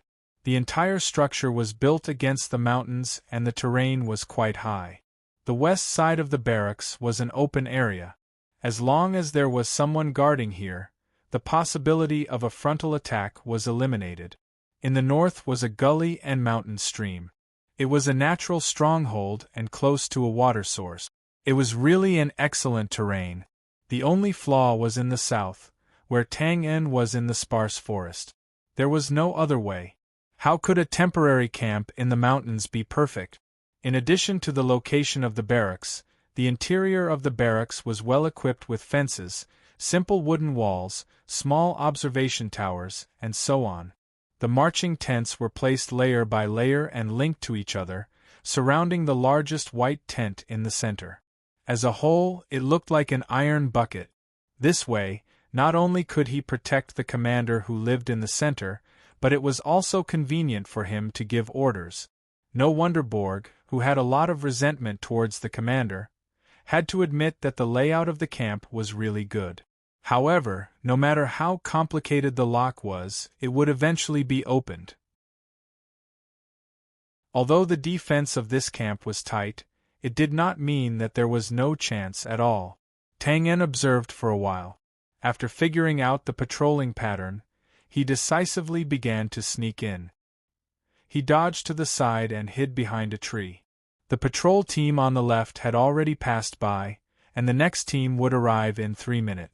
Turn left, move forward quickly, lie prone. Tang En drifted from east to west in the forest like a ghost, constantly moving forward. Every smooth movement contained keen observation and careful logic. Tang En was really not good at commanding in the big picture, and he did not have that talent. However, he was not afraid of anyone when it came to precise control over a small area. After passing over a group of soldiers like a ghost, Tang En finally made his way to the edge of the forest. F***ck. He cursed softly. Tang En could not see clearly when he was far away.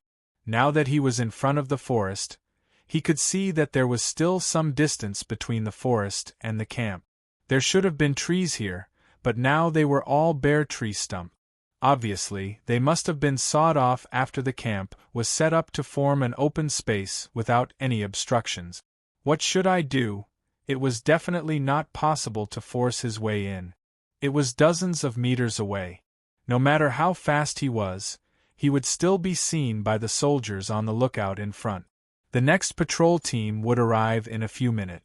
It was also not possible to stay in the same place. Tang En suddenly found himself in a dilemma. Tap, tap, tap. Tang En turned his head and saw a group of soldiers coming out of the forest to the left, heading towards the camp. Oh no, this team went back. The next batch should be here. Go back? Tang En's heart suddenly moved. Is this okay? Damn it, I'll take the risk.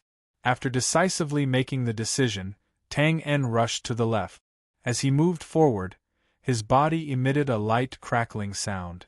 He instantly became shorter by half, like a dwarf. He threw off his shoes, tied up his clothes, took out his dagger, and cut his pant.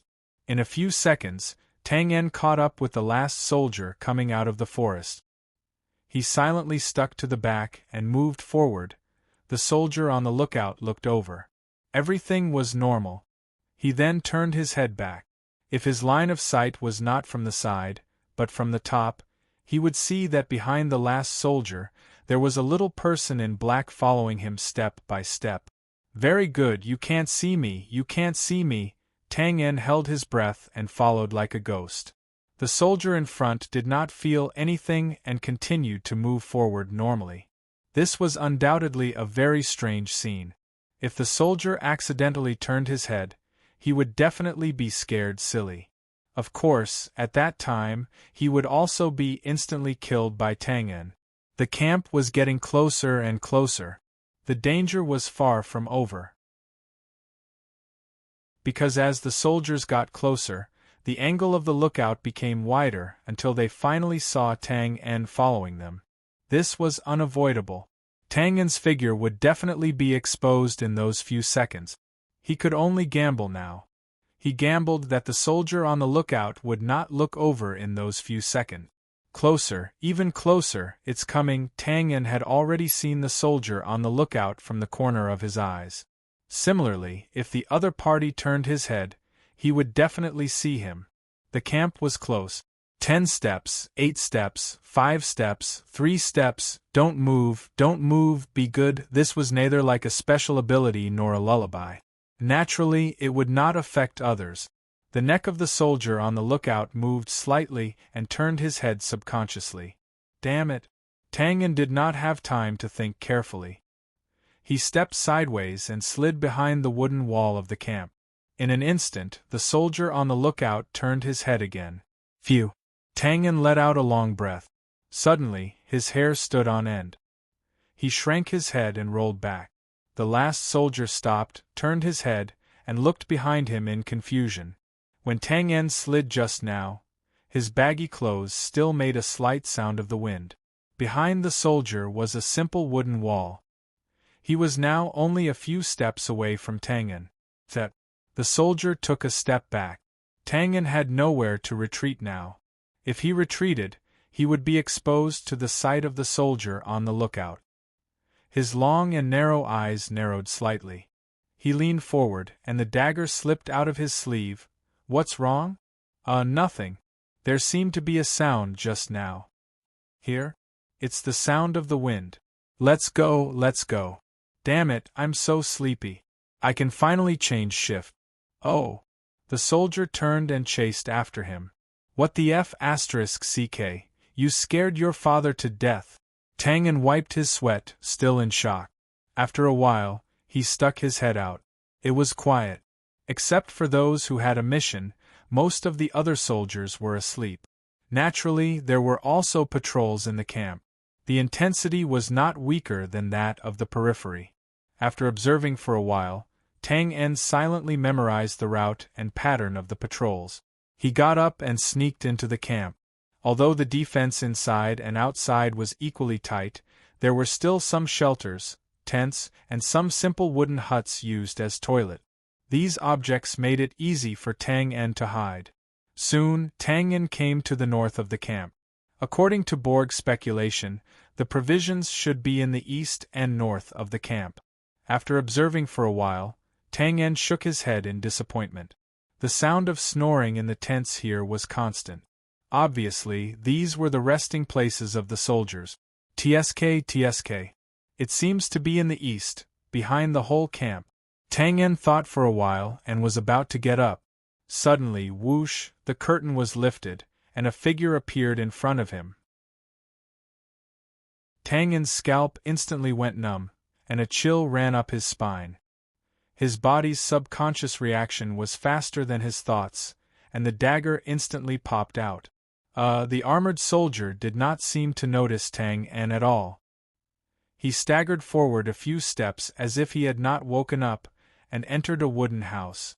That was the toilet, F***ck. Tang Yen's face was gloomy as he walked toward the wooden hut. He entered.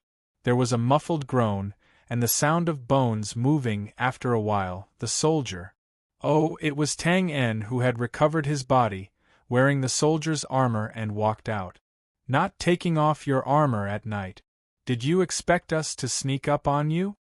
Tang Yen shook his head, tidied up his clothes, and headed east. As for the soldier, as you know, the toilet can only hide people in the toilet. It was forbidden to wander around at night in the camp, so don't think that you can swagger around while wearing armor. However, wearing the soldier's armor was part of Tang Yen's plan. Now that he had encountered this person who wanted to die, he naturally took it off. When Tang Yen got to the back of the camp, he instantly knew where the provisions were, because there was a small team of more than 10 people guarding the door. Tang Yen smacked his lips. Sigh, you're forcing me to go on a killing spree again. If you like this work, you're welcome to come to Chidien. Come to vote for me. Your support is my biggest motivation. Chapter 132. Gurgle. In the wee hours of the morning, the low sound of a bugle broke the silence of the night. The camp was in an uproar. There were sounds of armor clashing, orders being shouted, and swords being unsheathed. In a short time, the soldiers were chased out of their tents by their captains and rushed to their defensive positions. They're finally here. Who's blowing the bugle? What's the situation now? Where's the attack coming from? A series of questions came from a middle-aged man who walked out of the central tent. He wore a bronze helmet, bright silver armor, and held a broadsword in his hand. He was dressed like this and came from here. Needless to say, this must be the commander of this group of soldiers. Sir, it's from the north. North? How is that possible? The middle-aged commander was stunned and said, Did you see them rushing over? The north was a ravine with a large depression. It was a natural danger zone. Of course, it wasn't that they couldn't cross it, but the risk was too high. If they wanted to rush over, they had to enter the ravine first.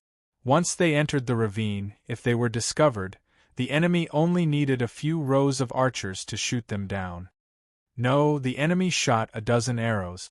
But the forest over there is a little strange. The middle-aged commander frowned and waved his hand. Let's go and take a look. After a while, the middle-aged commander came to the north of the camp. At this time, there were wooden planks placed to block the arrows. The soldiers gathered and a few groups of archers pointed their arrows at the sky. Next to the camp, there was a ravine that was 20 feet wide and 50 feet deep. Opposite it was a dense forest. At this time, the trees inside were rustling as if there were many people moving inside. At this time, a torch was thrown into the ravine and the light suddenly shone. Although it was only for a few seconds, everyone could see clearly that there was no one below except for the flowing stream. What do these gray-clothed lowly people want? After thinking for a while, the middle-aged commander waved his hand. Since he couldn't figure it out, he would test it. Whoosh, whoosh, whoosh, the spinning arrows whistled towards the forest with the sound of death. Swish, swish. Thud, thud, after a round of arrow rain, the sound of leaves and wood being nailed could be heard from the forest. However, that was all there was to it. There were no screams or screams that were pleasing to the ear. Whoosh. Even after the rain of arrows stopped, the trees continued to tremble as usual, completely unaffected by the rain of arrows. The middle-aged commander frowned. He felt that something was wrong. Whoosh, whoosh, whoosh, there was a bright light behind him, followed by the sound of arrows piercing through the air. Everyone suddenly turned around and saw many fiery dragon-like things appear in the sky to the south of the campsite, attacking the interior of the campsite. Damn it! Create a diversion! The middle-aged commander angrily cursed as he waved his heavy sword. 3 large groups of infantry advance with shields, cover the archers and suppress them. The rest of you, quickly put out the fire. To the south of the camp, several hundred members of the Grey Coat Army stood in the forest, continuously shooting arrows.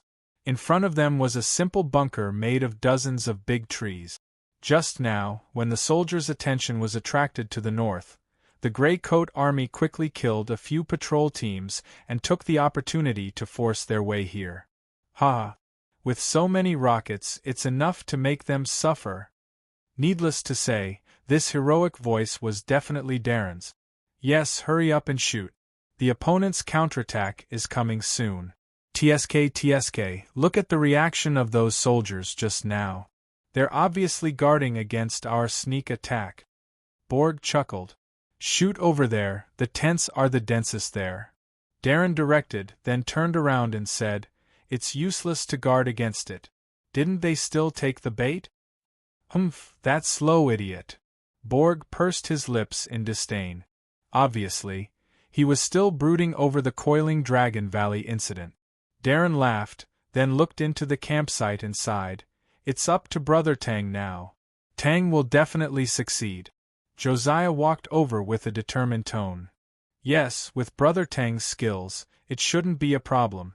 Darren nodded, then glared at everyone and scolded. Idiots, aren't there still tents that haven't been lit? Shoot over there. Captain Darren, we can't reach there, a young man said pitifully. Darren looked at the bow and arrow and was speechless. Darren had been fighting for so many years, so of course, he could judge the shooting range of the bow and arrow. The tents that hadn't been lit were only 500 feet away from here. If it was a standard bow and arrow, they would naturally be able to reach it. However, looking at the weapons in the Grey Coat Army's hands, they were all soft wooden sticks and bows that were temporarily bent with thick thread. They were so simple and shabby. As for the arrows, they were even worse. Due to the urgency of the situation, almost none of them were straight. There was no need to think about metal arrowhead. Fortunately, they were attacking with fire now, so they could just tie a bunch of burning dry grass to it. If they didn't take that away, the arrows wouldn't be able to hurt anyone at all. Swoosh, swoosh, swoosh. Yo, the counterattack is coming. Brothers, quickly hide. Darren lowered his body and crouched behind the tree trunk as cover. Just as the Grey Coat Army was working hard to send the rockets into the campsite, Tang En's side also started to move. At the back of the campsite, at the entrance of the granary. Who's there? A soldier on guard quickly raised his spear and pointed forward. It's me. It was a very versatile answer. Then, an armored soldier with a face full of soot ran over and said hurriedly, Quick, quick, go and put out the fire. Put out the fire? Yes, there's not enough manpower in front. The fire is almost reaching the main tent. That soldier ran closer and closer. That's impossible. How can the fire be so big? The soldier looked at the fire in front of him, then said warily, You're running so fast. Stop right there. Stop your *SS. My image is ruined. After tossing out a string of inexplicable words, Tang En finally ran across the open space. Then, he suddenly sprinted forward, and the remaining few feet were covered in an instant. Before that soldier could warn him, a red light flashed in front of him. Chaotic flower. That soldier's vision suddenly blurred, and he saw the red light rapidly expand, forming something that looked like a nut core. Then, a trace of bloody light broke out from the core, and it spun and bloomed. Large patches of bloody leaves and enchanting bloody flowers appeared realistically in front of him. That soldier even smelled something. It wasn't the fragrance of flowers, but the faint smell of blood. Hiss, hiss, hiss, as if proving that beautiful things were always fragile, the spinning bloody flowers suddenly collapsed, and large patches of leaves and petals enveloped them. Hiss! In the narrow space there were muffled cries, groans, and screams. The bloody light of the sword exploded. The 8 people in front were instantly hit. Their bodies trembled violently, and blood gushed out of dozens of wounds like fountains. The 2 people standing at the back were lucky to escape because they were far away, and there were people in front of them blocking them. At this moment, their eyes were wide open, and their faces were full of horror. Enemy! Before the 2 of them could finish their warning, Tang En, who was brandishing his sword, glanced over. The chill suddenly dropped, and the 2 soldiers only felt their bodies turn cold. They froze on the spot, and the sound they wanted to shout disappeared in their throat. Fortunately, this feeling only lasted for a moment, and the 2 soldiers quickly regained control of their bodies. However, it was too late to shout now. Hiss, hiss, 2 sounds of wind whistling, but the sound that they didn't make was forever stuck in their throat. Although a lot was said, in reality, from the moment Tang En attacked to the end, it only took a few seconds. Looking at the bloodstains on the ground, Tang En smacked his lips. As expected, it's good to have a high level of skills. TSK, this proficiency in chaotic flowers, this mastery of killing intent. Shaking his head, Tang En pushed open the door of the granary. To be continued. If you like this work, you are welcome to come to Chidian. Come to vote for me. Your support is my greatest motivation.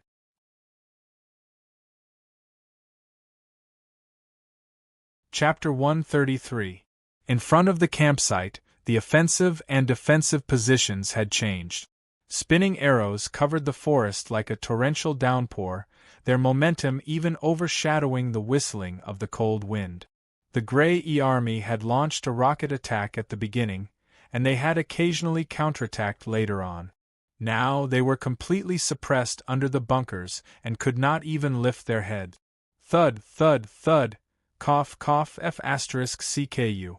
Darren waved his hand to disperse the flying sawdust and said gloomily, "Indeed, comparisons are odious.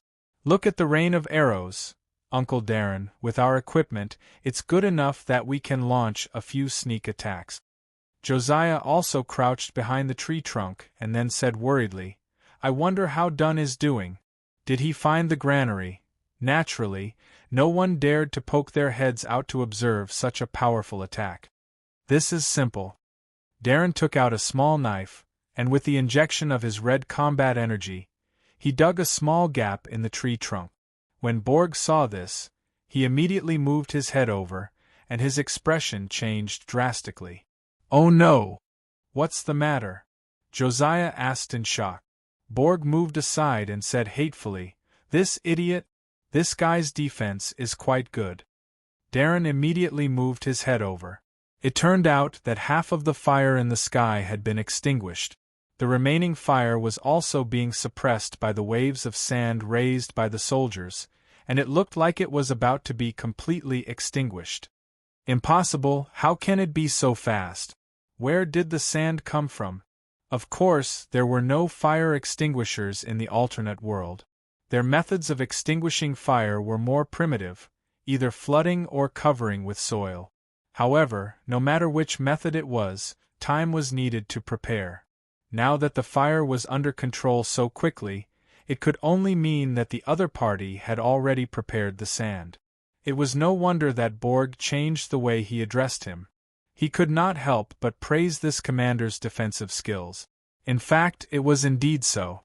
Some generals could not attack, but it did not mean that they could not do other things. For example, although the commander in front of him was not very quick-witted, he was obviously a talent who was good at defense. He could deal with sneak attacks and fire attacks in all aspects.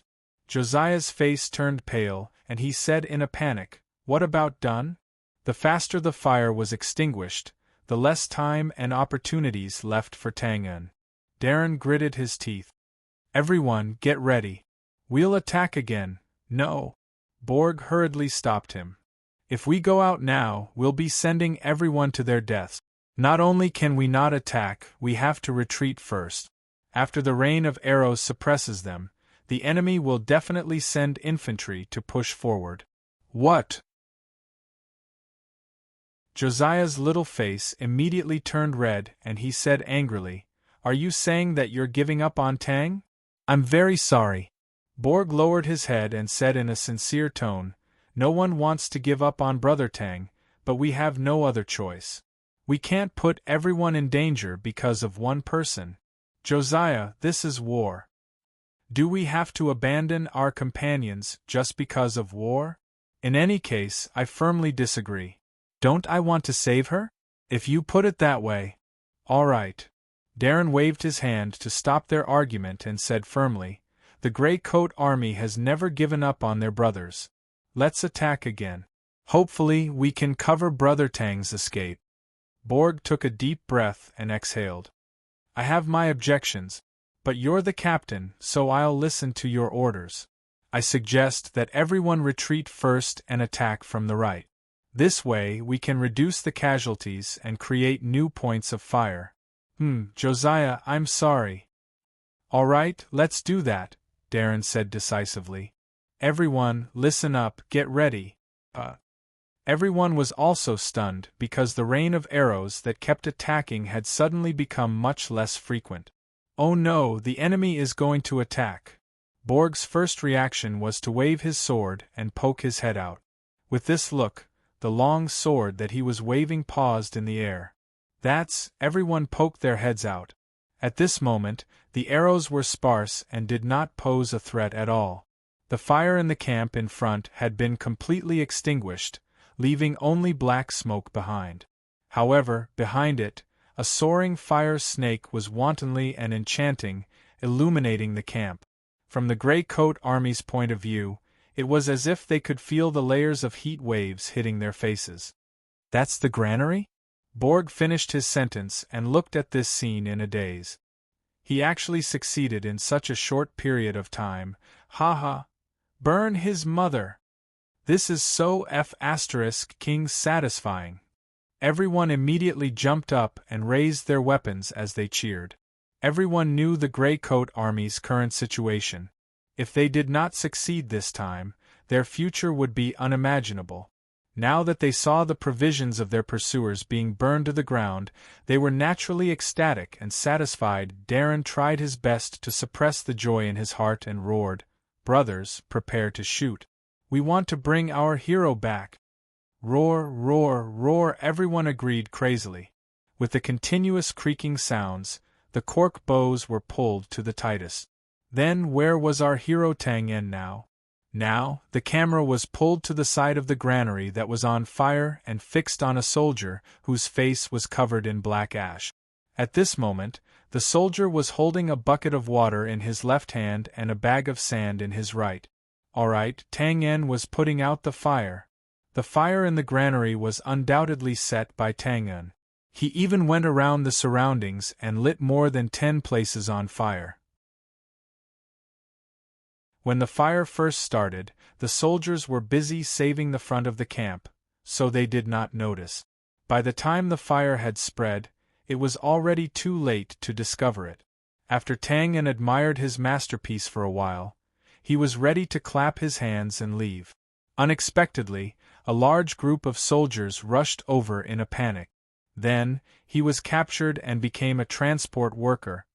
He set the fire himself, and he still had to save it in the end? Tang En was instantly annoyed.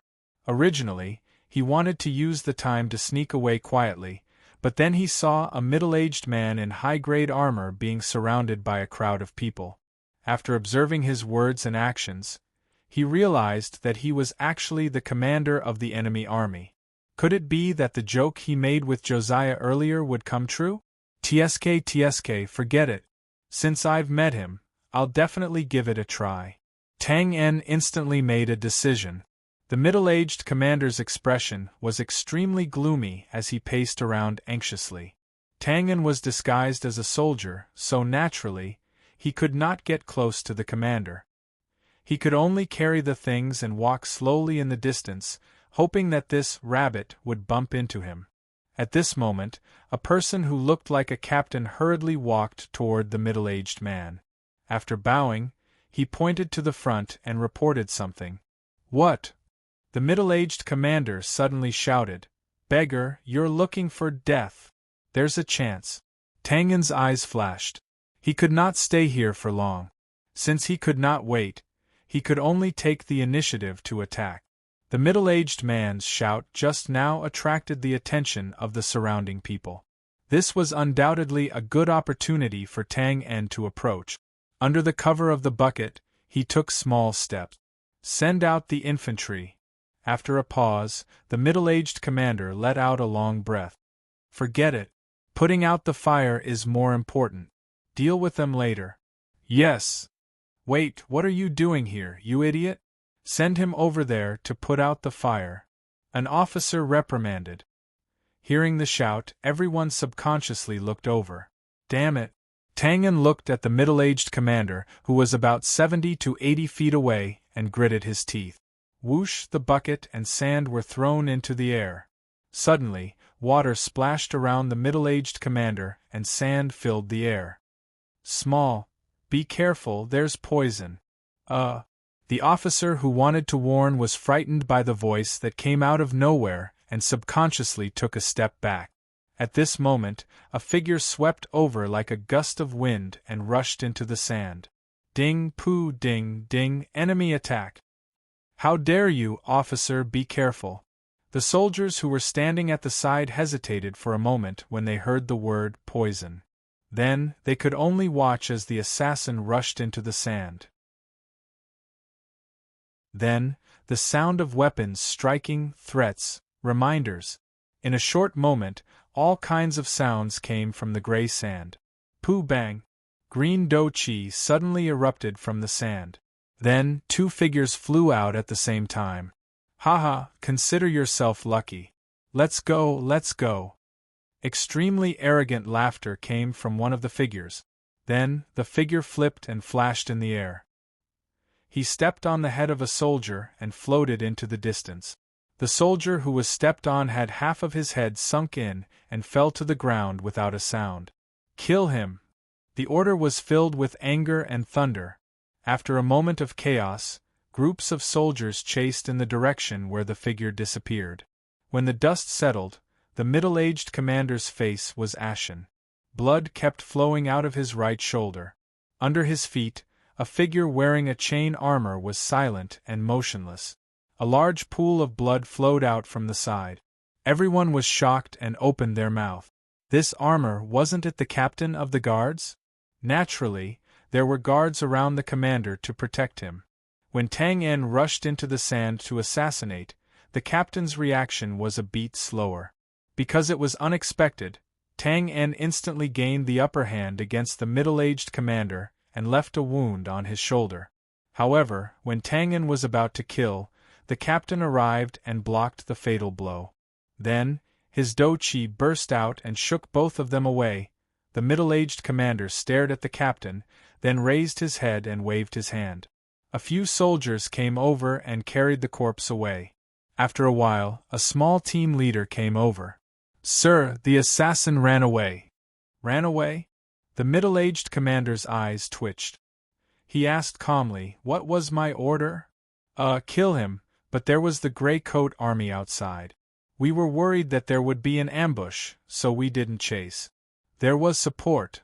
The middle-aged commander looked at the fire that had not been extinguished. A yellow light suddenly bloomed on his heavy sword. He turned around. Bang! The captain's body flew out like a broken cloth bag. Blood splattered everywhere. His chest was shriveled. It was obvious that he was not going to live. "Didn't you hear me tell you to kill him? All of you are a bunch of trash, good-for-nothings. If you like this work, you are welcome to come to Chidian. Come to vote for me. Your support is my biggest motivation."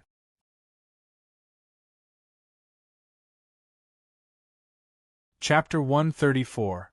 When I opened the door, whoa, guess what I saw? What? There were too many things. There was fresh venison, fresh vegetables, honeyed fruits. Big bags filled the entire warehouse. Hiss! Hey, David, you're not bad. Look at you, you're drooling. Ha. On the winding mountain road, a large group of people surrounded Tang En as they walked forward. Laughter could be heard everywhere. "What are you laughing at? What a pity." The young man named David couldn't help but smack his lips with a yearning look. David and Tang En were quite familiar with each other. It was him and Tang En who formed the deceiving team during the previous battle in the valley. Pity? There are even more pitiful things to come. Tang En grinned with a look of regret. "There's more." David was shocked. "Is there something more delicious?" Tang En rolled his eyes speechlessly. "Foodie. It's a person this time." "What, a person?" David instantly took a step back and stuttered, "Big brother Tang En, you even ate a person!" Tang En stumbled, tears streaming down his face. "F*ck, I said I ate a person. Pooey, I said I met a person." "Oh, then you told me everything. You scared me." David looked innocent. "Did I F*king tell you everything?" Tang En turned his head away, determined to ignore him. "I met the enemy's commander." "Huh!" Borg and Darren opened their mouths in shock. "Commander?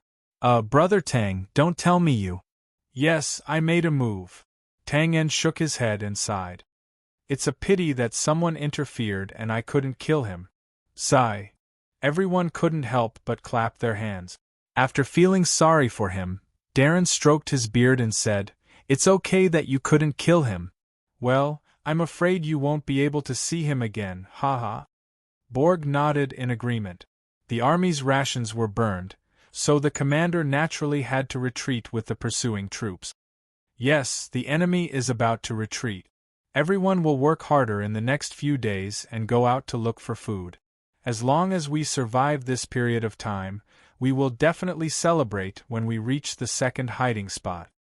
Darren took advantage of the high morale to say some words of encouragement. "Haha, Captain, don't worry. We were all born poor, so this little bit of hardship is nothing. Besides, there are so many wild animals and vegetables in the mountains. It's so delicious. David was the first to stand up and respond. Haha, that's right, that's right. Compared to difficulties, people were more afraid of not having any hope. It had to be said that this victory had solved many problems. Although the rations had not been settled yet, everyone was not worried at all. After all, as long as he was alive and there was still hope, he would be able to persevere. In contrast to the optimistic Gray Coat Army, the soldiers' camp was gloomy. Scattered wooden planks, scattered arrows, burnt tents. The ground was a mess and black smoke billowed. The tired soldiers came and went to clean up. They did not dare to make too much noise because everyone knew that the commander was in a bad mood. No one wanted to be unlucky at this time.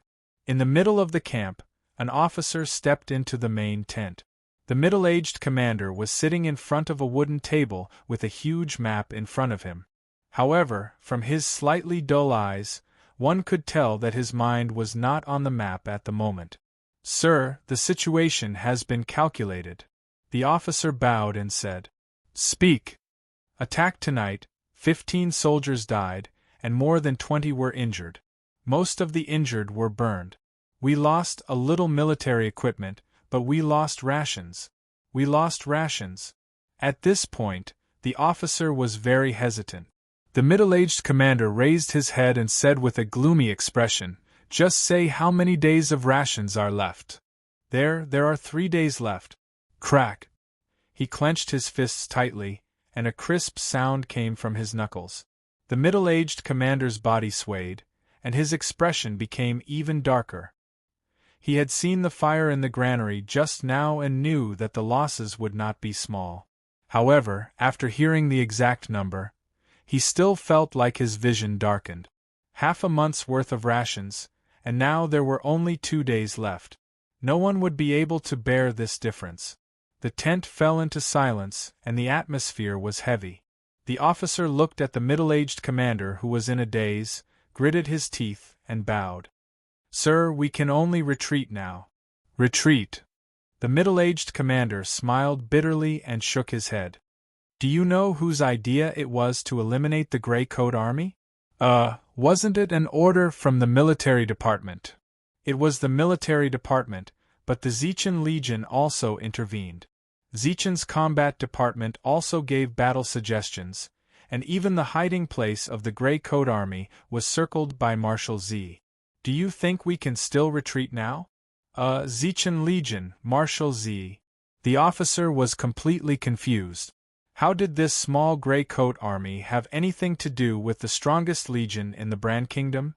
After digesting this news, the officer finally understood the middle-aged commander's difficulties. It was important to know that their 2,000-man army was under the command of the military department. Now, no matter what the Zechen Legion's motive was, they were very concerned about this matter. If they came to the military department to inquire after this matter, and found out that they had failed and did not take down this small Gray Coat Army, then they would lose a lot of face. The officer did not need to think to know how the military department would treat them. They would probably be sent to the military court. "Sir, then we should continue chasing?"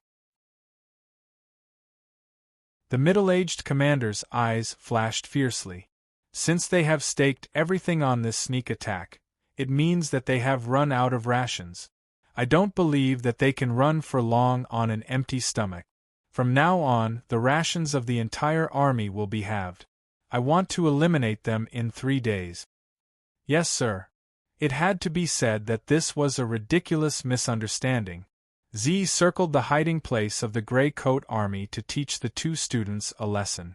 As for the battle suggestion from the tactical department, it was written by one of the officers who had nothing better to do. It was believed that neither Z nor the officer would have thought of this incident. However, due to a strange combination of factors, the middle-aged commander had no choice but to give chase because of this huge pressure. Of course, the unluckiest ones were the Gray Coat Army that Tang En was in. It was not easy for them to escape from the pursuit, but unexpectedly, A bigger test had just begun. Tang En did not know that there was so much inside information, and he did not have the time to think about it. This was because the system notification that had not appeared for a long time sounded as soon as he stepped into the dimension. Ding! Assassin Tang En has joined the profit-oriented organization, Grey Coat Army. Ding! System mission release. Mission content. Establish an assassination department in the organization. The mission is to train assassins. Completion time, 7 days. If you like this work, you are welcome to come to Chidien. Come to vote for me. Your support is my biggest motivation.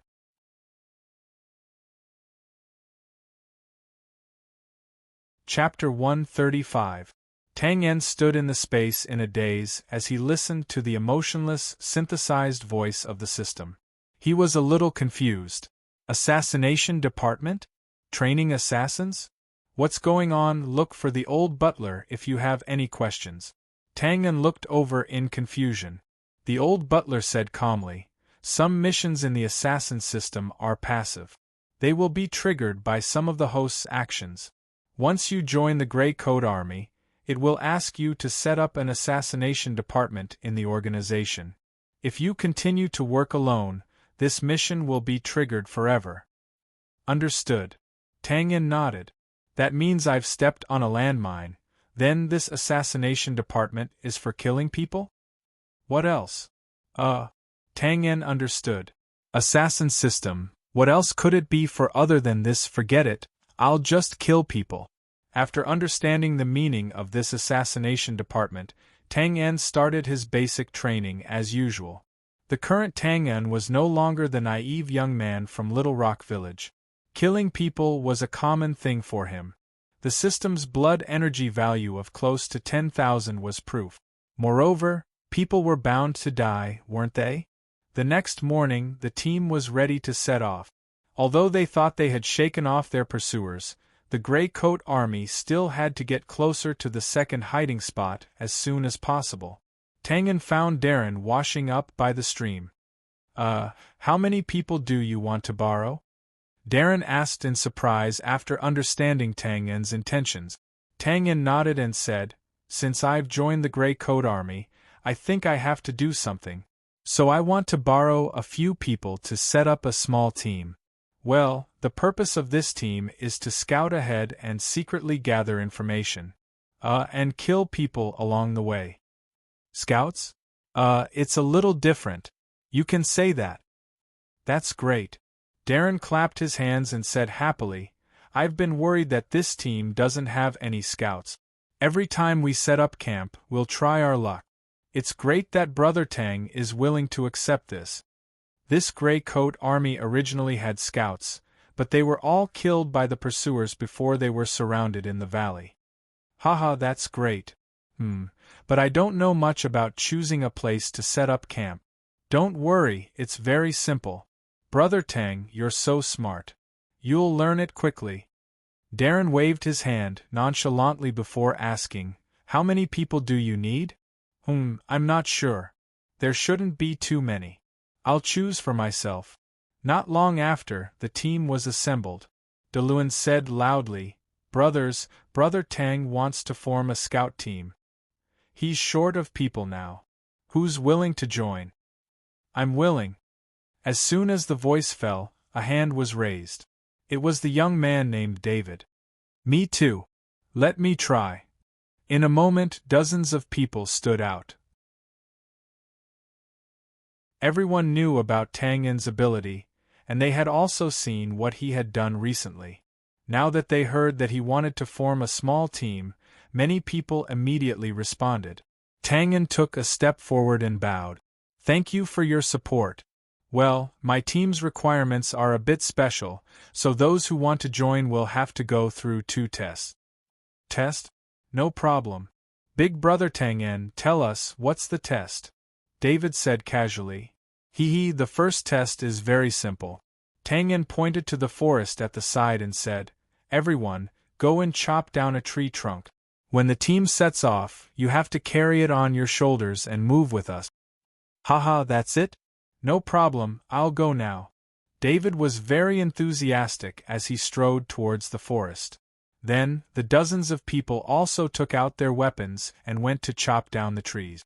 Thus, when the Grey Coat Army set off, a group of people carrying tree trunks walked in front of the team. Northerners were mostly strong, and the average weight of these tree trunks of different sizes was about 75 kilograms. These people carried the trunks on their shoulders without any pressure. Under the strange gazes of the people behind them, they walked valiantly. Tangen didn't seem to care about these people's actions. At this moment, he was communicating with Darren about scouting and choosing a campsite. As the saying goes, stones from other mountains can be used to polish jade. Although Tangen didn't really understand this, he knew which roads were suitable for sneak attacks and which places were easy to infiltrate. Thus, by inferring other things from one example, he improved very quickly. After the team traveled for an hour, the dozens of people carrying the tree trunks slowly saw the difference. The stronger ones walked in front, the slower ones lagged behind, and the weaker ones were at the back. The people at the side saw something new and naturally pointed at those who lagged behind. Those who couldn't take it immediately tried to force their way forward. They didn't expect to be at the front, but at least they couldn't be at the back.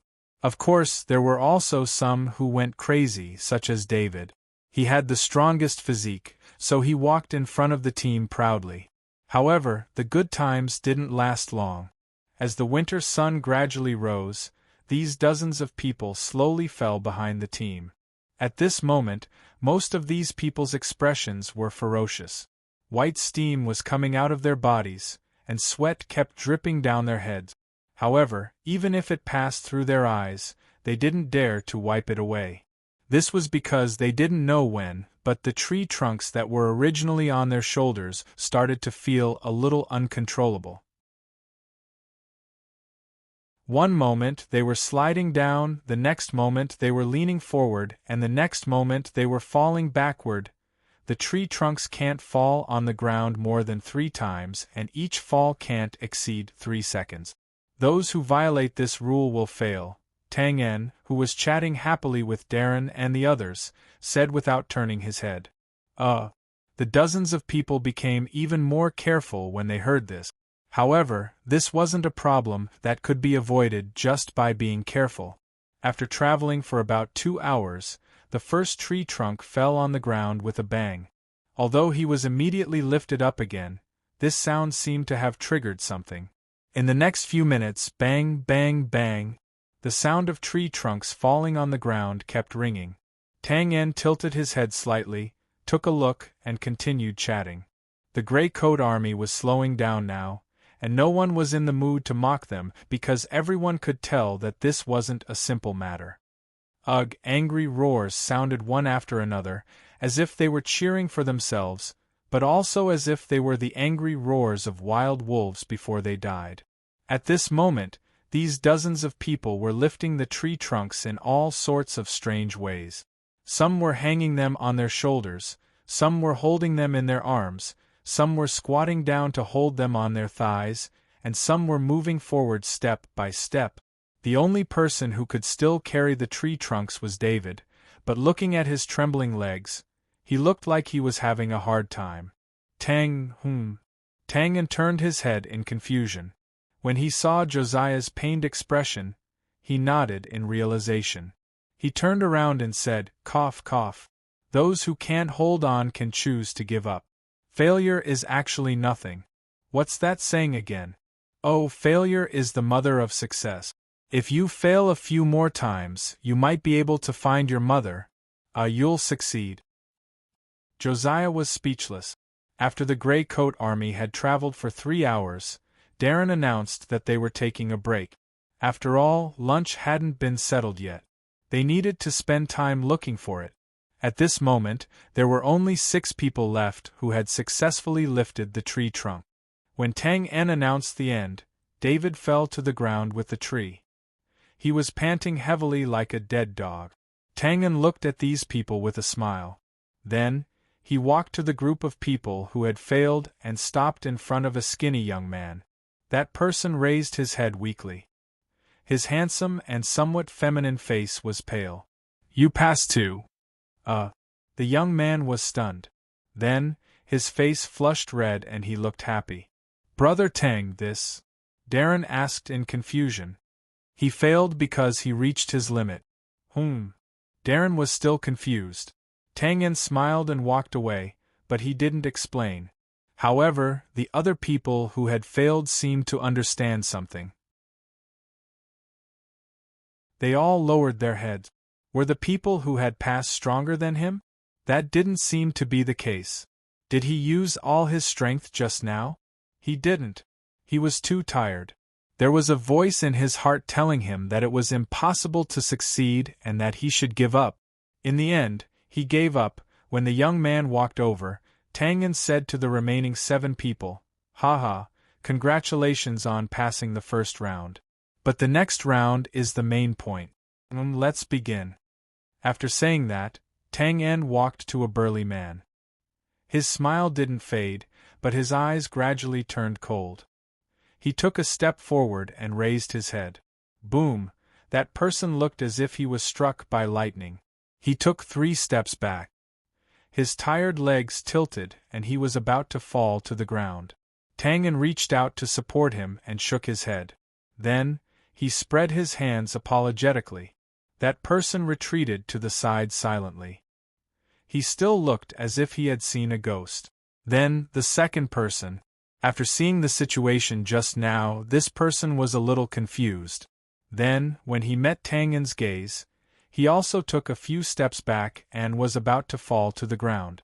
Tang En supported him and shook his head regretfully. The onlookers looked at each other. They couldn't help but feel a chill run down their spines. What's going on? Darren, on the other hand, saw something. Before Thor's hammer, he had been tested by Tang En like this.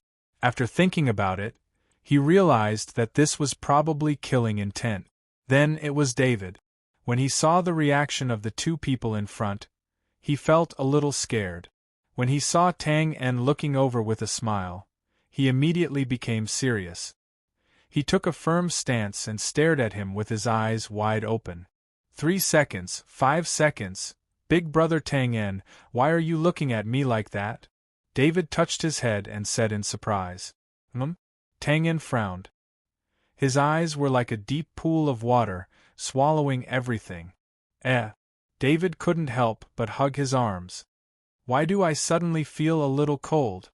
Tang En couldn't help but laugh. His killing intent dissipated. He couldn't tell whether this guy didn't have any reaction or was too careless. You pass. In the end, Tang En decided to let him pass. I passed just like that?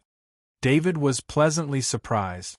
Then, he seemed to have thought of something and grabbed Tang En's hand. Boss Tang En. Boss, thank you so much. I'll follow you from now on. Finally, he winked as if he knew what was going on. This guy can't be thinking that I went easy on him, right? Tang En didn't know whether to laugh or cry. Then, Tang En tested 3 more people. All of them couldn't resist his killing intent. He couldn't help but feel a little disappointed. Finally, it was the young man who had failed earlier. Tang En released his killing intent. That young man instantly took a step back and lowered his head. Sigh. Tang En sighed softly in his heart. Could it be that the first organization he established only had 1 member in the end? This wasn't much better than being a general without an army. Suddenly, a roar sounded. Roar! An unpleasant roar was heard. That young man looked up. His eyes were slightly red, and his feminine face was terrifying. He took a step forward and threw a punch at Tang En. Ha! Tang En wasn't shocked. Instead, he was happy. He chuckled and dodged the punch. Then, he used his palm as a knife and hit the back of the young man's neck. Bang! Tang En hugged the unconscious man and smiled at Darren. I'll take these 2. If you like this work, you're welcome to come to Chidien. Come to vote for me. Your support is my greatest motivation.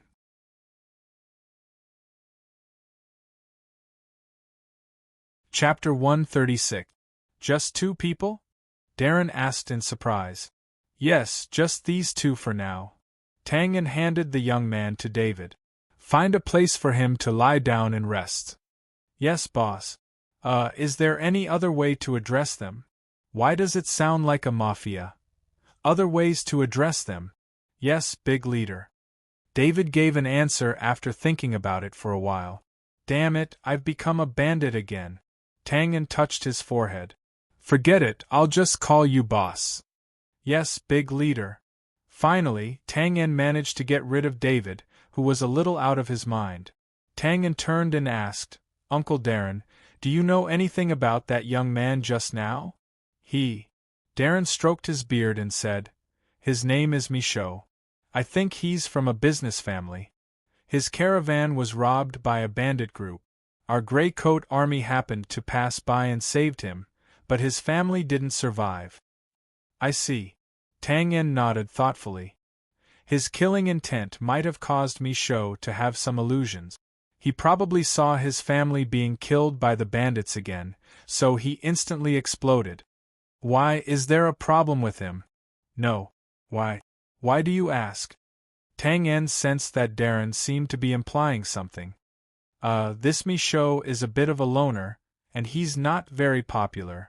Someone told me a few times that he seems to be a bit afraid of death, and he's a bit timid on the battlefield. Of course, I only heard about it. You can see for yourself. Okay, I know. Probably because he has too much hatred in his heart. A person with a blood feud would naturally cherish his life before he took his revenge. Tang En didn't care about this. Sometimes, hatred could be a powerful driving force. Okay, I'll bring some people to hunt some game first. Darren waved his hand and bid farewell to Tang En. The Grey Coat Army's rations had run out last night, and their breakfast this morning was only leftover rice soup. Now that they had traveled for 3 hours, they were naturally hungry. After they set up camp, Mrs. Megan led a group of women, children, and old people to look for wild vegetables in the vicinity. As long as they weren't injured, they had to form teams to hunt. It was winter in the wilderness, so it was difficult to find wild animals. Therefore, most of them walked towards the forest in the distance. That way, even if they couldn't find any wild animals, they could still find some mushrooms and fungi. If one was lucky enough to encounter a rare tree that bore fruit in winter, it would be considered a great harvest. Hey, there are mushrooms here. A surprised voice sounded. Then, a white figure stopped beside the dead tree. On top of the rotten wood, there was a row of colorful mushrooms that looked very beautiful. Josiah, don't touch it. Her jade-like hand froze in the air. Tang En walked out from the side with the vines and cork. This thing is called a flower umbrella. It's poisonous. Haha, Brother Tang, you're so knowledgeable. Borg walked over from the other side with a smile, and the last one was the stocky David. I've only seen it before. I also know that this thing and the star-tear vine can be ground together to make a strong laxative. After settling down Michaud, Tang En wanted to take David out to hunt wild animals, but he didn't expect to meet Josiah and Borg. Originally, the woman only needed to pick up some wild vegetables, but Josiah was a magician after all, so he chose to hunt wild animals. Since they met, the four of them immediately went into the forest in the north of the mountain. Flower umbrella? Josiah looked left and right, then looked at the delightful mushroom, and finally sighed. The name is quite nice, but it's not edible. Boss, there doesn't seem to be any wild animals here. After all, he was a commoner, so he had some experience in hunting. David looked around and made his decision. After tying the vines to the cork, Tang En nodded and said, This place is not far from the roadside, so of course there isn't any. Well, let's go inside and have a look. Brother Tang En, you've been busy. What are you doing? Borg looked at the thing in his hand and asked. It's just a simple crossbow. Twain smiled. A cold light flashed in his hand, and a groove was opened in the middle of the cork. As they went deeper and deeper, Josiah finally found some oyster mushrooms, but there was still no trace of wild animals. Finally, in front of a bush, Tang En's eyes lit up and he bent down. Tang, did you find anything? Well, I finally caught one. Tang En gently parted some bushes and stared for a while. It should be a Pichio. Josiah and Borg came over, but no matter how they looked, they didn't find anything strange. Pichio? David was excited. Where is it? I've eaten roe deer meat when I was young. It's tender and delicious. This foodie. Tang En rolled his eyes and said, David, do you know how to use a crossbow? Yes, it's easy. All right, you can use this later. Tang En handed the crossbow loaded with bolts to David. After that, Tang En silently took 10 steps forward and looked around. A blood-red light flashed, and he suddenly stomped his foot. Bang! A loud sound came from where he landed. Before the sound stopped, about 3 meters behind Tang En, a black shadow rushed out like lightning. It had velvety ears and short horns. It was a Pichio. Whoosh whoosh. 2 white ice arrows instantly passed by Tang En and hit the Pichio. Needless to say, it was Josiah. However, although she reacted quickly, the roe deer was faster. As a result, the 2 ice arrows fell in the empty space behind it. Puff! Then the bowstring vibrated, and an arrow was shot out quickly. But the direction was a bit off, damn it. Tang En only saw darkness in the corner of his eyes. His figure flashed, and the arrow was shot by his side. Whoosh! Then a black light was thrown out, nailing the robed man who was about to jump through the bushes. Woo, there was a whine. Be careful! At this time, a belated warning was heard. Tang En walked over with a dark face, pulled out the black dagger, and came back with a fat Pichio. Didn't you say you knew how to use a crossbow? David lowered his head and muttered, I know how to use it.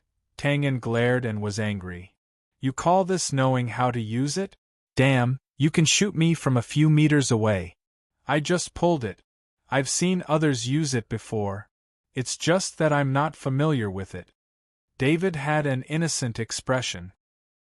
Tang En opened his mouth, but he was speechless.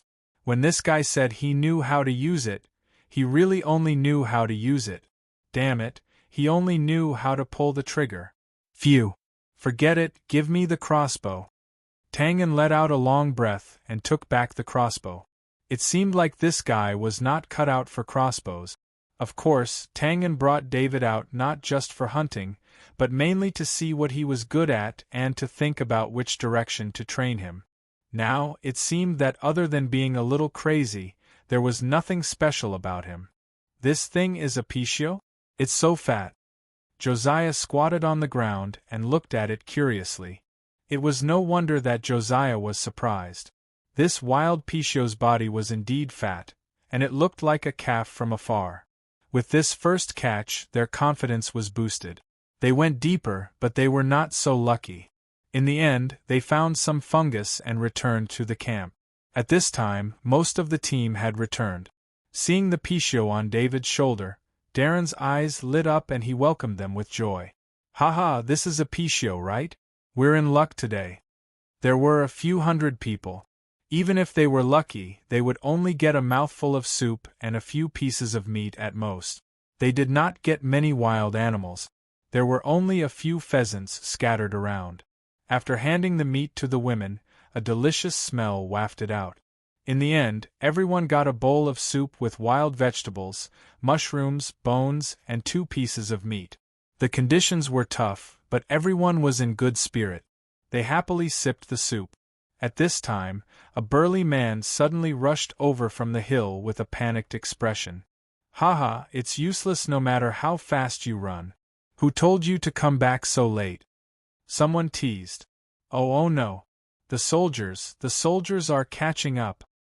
What? If you like this work, you are welcome to come to Chidien. Come to vote for me.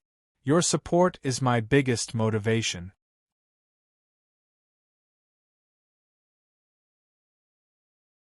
Chapter 137. They climbed the mountain and looked into the distance. There were 2 knights galloping on the winding mountain road. When they passed through some dangerous terrain, the knights would always pull on the reins and carefully observe the surroundings. Sometimes one of them would even get off the horse and bend down to reach the top of the mountain. After ensuring that there was no danger, the two of them continued to move forward. Those who were familiar with battle formations could tell that these two knights were scouts. This meant that there would be a large group of people passing through here later. Now that the Grey Coat army was in front, it was obvious who the people behind them were. How is this possible? Borg muttered to himself as he stood at the top of the mountain. This was also the same question that everyone in the Grey Coat army had. Although they saw the scouts with their own eyes, they still couldn't believe that the pursuers were following them again. And they didn't seem to be far away. Could it be that their rations weren't burned? Impossible. Tang Yen frowned and said firmly, no matter how they tried to save them, they could only save 10% at most. Brother Tang set the fire himself. This can't be wrong, Darren said as he glanced at Borg. Borg nodded and sighed. That means that this commander is going to stake everything and risk his life to keep us here. But why? I can't figure it out. Darren stroked his beard and looked into the distance. There's no point in thinking about this now. Let's gather the troops and leave. With that, Darren walked down the mountain first and began to shout for everyone to pack up and set off quickly. The delicious soup was still lingering in their mouths when the Grey Coat army began their escape again. This escape lasted until nighttime. However, this time, the pursuers seemed to have been given a death order and refused to let go. No matter when, as long as they climbed to the top of a mountain, they would see the two scouts behind them. At this moment, the Grey Coat army was tired and hungry. They had already digested their lunch. However, they couldn't find the time to look for food now, so they could only endure it. 10 li behind the Grey Coat army, the two scouts patted their horses and continued to approach. When they were about to reach a turning point, the two of them pulled on the reins at the same time. They looked at each other and dismounted from their horses, as if they were about to come up to check. Suddenly, the two of them pulled the horse's head and agilely flipped onto the horse's back. Crack, crack. 2 whipping sounds were heard. The horses felt the pain and rushed back to where they came from. With their tacit understanding and agile movements, the two of them did not waste a single second. Stop right there. A loud shout rang out. 2 figures rushed out from the bushes beside the turn, but it was already too late.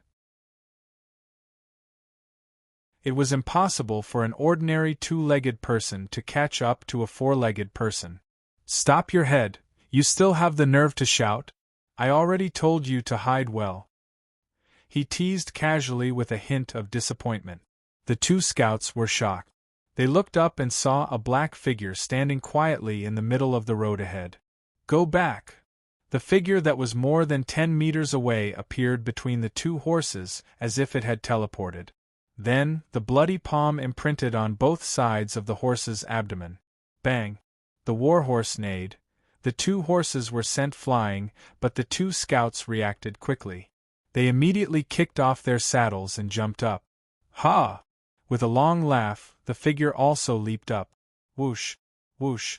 The scouts all had small hidden weapons on them, and these 2 were no exception. He pressed the back of his left hand, and 2 arrows were instantly shot out. Interesting. The 2 scouts looked up and saw the black figure in front of them. The figure that was shot by the arrows gradually disappeared. Then, the bloody light bloomed. Puff, puff. Before the 2 scouts could react, their left shoulder was stabbed, and their bodies were kicked backward. The 2 scouts were desperate. The man in black was too strong. Bang, bang. They fell heavily to the ground. 1 each, kill them. Yes, boss. A burly man rushed over and raised his heavy sword to smash one of the scouts. Another thin young man followed behind silently. He raised his machete and chopped off the head of the other scout. These 3 people were, of course, Tang Yen and his 2 subordinates, David and Michaud. In fact, Tang Yen had wanted to kill the scouts behind him for a long time, but Michaud had not woken up at that time. When Michaud finally woke up at night, Tang Yen took the 2 men to find the scouts. He wanted to see their performance in actual combat. At this time, the two scouts did not care about the pain in their bodies. They quickly rolled a few times to avoid the attack, and stood up. "Oh, you rolled quite fast," David said in surprise, and his heavy sword swept horizontally. The scout looked at Tang En, who was standing leisurely at the side. He gritted his teeth, pulled out his sword, and started fighting with David. At this time, Michaud was also fighting with the other scout. As the eyes of the team, the scouts were naturally not weak. Otherwise, Tang En would not have cut off one of their hands first, and then let David and Michaud fight. David's fighting style was very bold and unrestrained. He just kept smashing with his heavy sword. This was the kind of person who could defeat 10 with brute force. This was not the first time Tang En had seen this style of attack. The Flower of Knights, Sylvia, also used this style of attack. However, there was a huge gap between their realms. Xia Weian's sword was a heavy sword without a sharp edge. David only knew this kind of simple attack, and he did not know how to use complex attacks. Now that the scout had injured one of his shoulders, he could not use many skills. In terms of pure strength, he was not David's opponent, so he was very embarrassed and had been at a disadvantage. Looking at Michaud again, Tang En could not help but frown. At this time, he was being suppressed by the scout. It was not that the scout was very powerful, but that every time Michaud attacked, he was a little slow. It was obvious that he was holding back his strength, and he seemed to be worried. Tang En said, "I know you want to avenge your parents. I can also tell you that revenge is not a problem for you. But based on your current performance, I don't think you are qualified to join me." Michaud's body suddenly trembled, and then he suddenly slashed forward with his long sword. Then, step by step, his sword became faster and faster, and the attacker and the defender exchanged positions in an instant. At this time, David's side was about to win. The scout felt aggrieved. He roared angrily, and a ball of blue light enveloped his saber. "Hey, you have this too?" David shook his heavy sword, and a thin layer of yellow light appeared, barely covering the blade. Then, David continued to smash the scout with his heavy sword. The scout had good skills, and his fighting energy was stronger than David's, but he was still suppressed. Finally, the scout was defeated. The scout's sword was abruptly smashed away by David, and then his head was hit by the sword. Immediately, half of the scout's body collapsed. "Ha ha!" David looked up to the sky and laughed, and then took a step forward to help Michaud. "David, don't move!" Tang En shouted. At this time, although Michaud suddenly burst out, it was not difficult for the scout to deal with. After all, Michaud didn't have such abnormal strength, and he didn't have any fighting energy.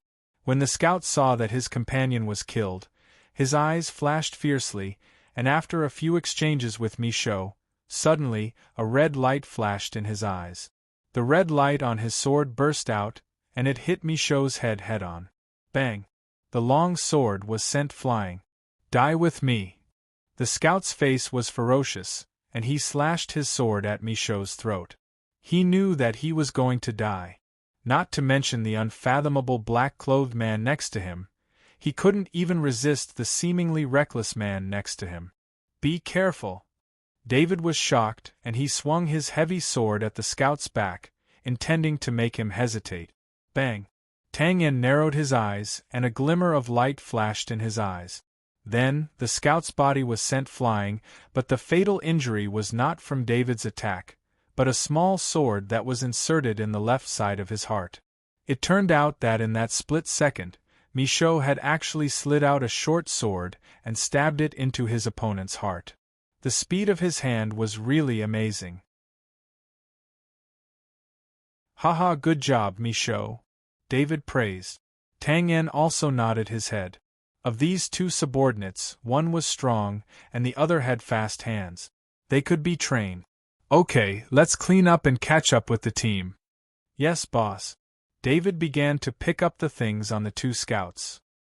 Tang En was speechless, and he said weakly, "Who told you to clean up?" What do you want to clean up?" "Of course, it's the horses." Otherwise, why would I come here for these 2 scouts? Oh yes, you can eat horse meat. Boss, you are really wise. Don't talk nonsense, hurry up. To be continued. If you like this work, you are welcome to come to Chidien. Come to vote for me. Your support is my biggest motivation.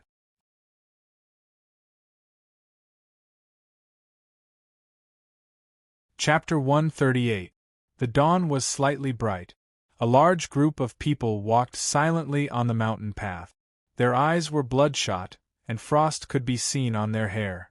Their movements were more like machines. This was the gray coat army that had been running for the entire night. In fact, not only were they tired, but their empty stomachs would also growl from time to time. They had only eaten 2 meals for the entire day and night. Of the 2 horses that Tangan brought back last night, one was slaughtered immediately. However, after dividing it among a few hundred people, each person received very little. In addition to this continuous journey, it was quickly consumed. At this moment, a figure floated down from the hill behind the group. After a few leaps, he rushed to the front. "How is it?" Darren hurriedly asked when he saw the person. Tangan shook his head. "They're still chasing. Damn it." Darren's eyes were like copper bells as he cursed. "Then," he said angrily, "are they trying to drag it out with us? All right, let's see who can last until the end." "We can't drag it out." Borg narrowed his eyes and said helplessly, "They only need to chase like this for another day. Then, they'll split the 2,000 people into 2 groups and take turns to chase. If any group catches up, we'll definitely die." This was the truth. By then, they would already be exhausted. Not to mention 1,000 people, even if they had the same number of people, they wouldn't have any chance of winning. Darren sighed secretly. Then, he looked at the people behind him who had lost their energy from running for a long time. If this continued, they wouldn't be able to hold on for long. After pondering for a moment, Darren said decisively, "Then, we won't give them a chance to split up. After resting, we'll enter the southwest jungle." Although the mountain path was full of twists and turns, there was always a path to find. As long as the scouts set the direction and the pursuers took turns to rest, they would be able to catch up again. However, once they entered the jungle, it would be impossible to do so without knowing the direction because it would be very easy to lose the target. Southwest? Borg's expression changed. "You mean to enter the 100,000 mountains and meet up with the main force?" When the Grey Coat Army was split up, other than coming up with a second hiding place, they also anticipated the worst-case scenario. If a team couldn't hold on, they could go to the 100,000 mountains to meet up with the main force and ask for help. "That's right. Other than that, we have no other choice," Darren said in a low voice. Borg opened his mouth, but hesitated. In the end, he sighed and didn't say anything. Tangan knew what Borg was worried about. Although entering the forest could temporarily reduce the advantage of the pursuers, it was still very dangerous. But how could the jungle be easy to walk through? It was completely dark inside, and it was impossible to distinguish between east and west. It was possible to get lost and stay there forever, or run into pursuers after walking around in a circle. Moreover, there were many magical beasts and many natural traps. It was a very dangerous path. However, what Darren said was indeed the truth. They had no other way out other than this. Darren casually found a leeward hill and waved his hand, indicating for everyone to rest. Soon after, he instructed Mrs. Megan to kill the other horse and share it with everyone. Then, Darren announced the next route. No one said anything and just nodded in tacit agreement. At this point, all he could do was to keep moving forward. The horse meat was quickly cut up, and after roasting, each person was given about 1 kilogram. At around 8 in the morning, the Grey Coat Army entered the forest. The environment of the forest was unique, and it had its own set of laws. As they walked a little deeper, the cold wind from the north was almost undetectable. It was as if even the cold wind couldn't blow into this primitive landscape. The temperature rose a little, and this made everyone a little more spirited. However, it was soon followed by a damp and gloomy feeling, which made them feel depressed. As they continued to go deeper, the trees that covered the sky blocked the winter light, and the environment became dark. There were some withered branches and rotten leaves under their feet. When they stepped on them, they sank slightly and made rustling sounds. After walking for a short distance, a pungent smell wafted over, making them feel uncomfortable. Darren was elated. He looked around and found a few white, crooked tree trunks. As they walked closer, the pungent smell became even stronger. Darren didn't care. He waved his heavy sword and gently drew it on the tree trunk. Instantly, a white liquid flowed out. Darren took some of the liquid and smeared it on his armor. He then turned around and said, "Everyone, get some and smear it on your body. This can prevent ants from biting you." They were all people who had been running around in the north for a long time, so they naturally knew how powerful the ants in the forest were. If they were bitten, they would be swollen at best, and their wounds would fester at worst. Even death was common. After a moment, both men and women smeared the liquid on their bodies. Josiah hesitated for a moment before bravely going forward to smear the liquid on his robe. Tangan didn't smear it. Of course, it wasn't because he was afraid of the smell. An assassin's 5 senses were very sensitive. He couldn't let the smell cover his sense of smell. Besides, his killing intent had already been formed. Ordinary ants really didn't dare to approach him. Under his signal, David and Michaud didn't smear it either. After doing all this, the team continued on their way. At this moment, Tang En led David and Michaud in front.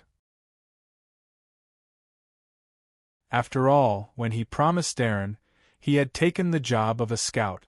Besides, was there a more suitable training ground than the forest?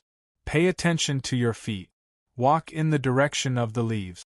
Don't step on withered branches and the like, because that will expose your whereabouts. Pa. Before he finished speaking, David scratched his head in embarrassment. He raised his foot and stepped on a withered branch hidden under the leaf. Tangan was expressionless. Go to the front and open up a path. Slash your sword 1,000 times. Yes, boss. David didn't have the slightest awareness of being punished. He walked in front happily and kept slashing with his sword. It was still better to brandish his sword without any scruples. Walking lightly was too torturous. Shaking his head weakly, Tang En retracted his gaze. Everyone's talent was different. David's characteristics destined him not to be a killer who ambushed in the dark. However, there couldn't be only one type of person in an organization, so Tang En wanted to guide David into a strong blocking warrior. He was very confident in this because he had Bess's research result. However, this thing was of great importance, so he naturally couldn't give it away easily. He needed to observe it carefully. Compared to David, Michaud really made Tang En happy. He was born to be a killer. He was calm, patient, and talented in hand speed. It can be said that if it weren't for Tang En's killer system, Tang En wouldn't be able to compare with Michaud. Now, Tang En has asked Michaud to abandon the sword and focus on practicing the short sword. It's a pity that Michaud can't generate battle energy yet. Battle energy is unique to the system, and Tang En can't teach it even if he wanted to. Tang En didn't understand battle energy, although he had Bess's route. But that was built on the foundation of fighting spirit. Tang En also asked David how his battle energy was generated. However, David's answer was as unreliable as ever. According to him, he didn't know how it was generated. David was strong since he was a child. He used to carry goods for merchants in a town. When he was carrying things, he found that when he used his full strength, some yellow light would be produced. This was what people meant when they compared themselves to others. Talent was really something that could not be envied. Looking at Michaud, who was practicing his footwork, Tang En smacked his lips. It seems that he needs to get a battle energy cultivation method as soon as possible.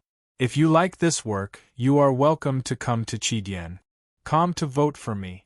Your support is my biggest motivation.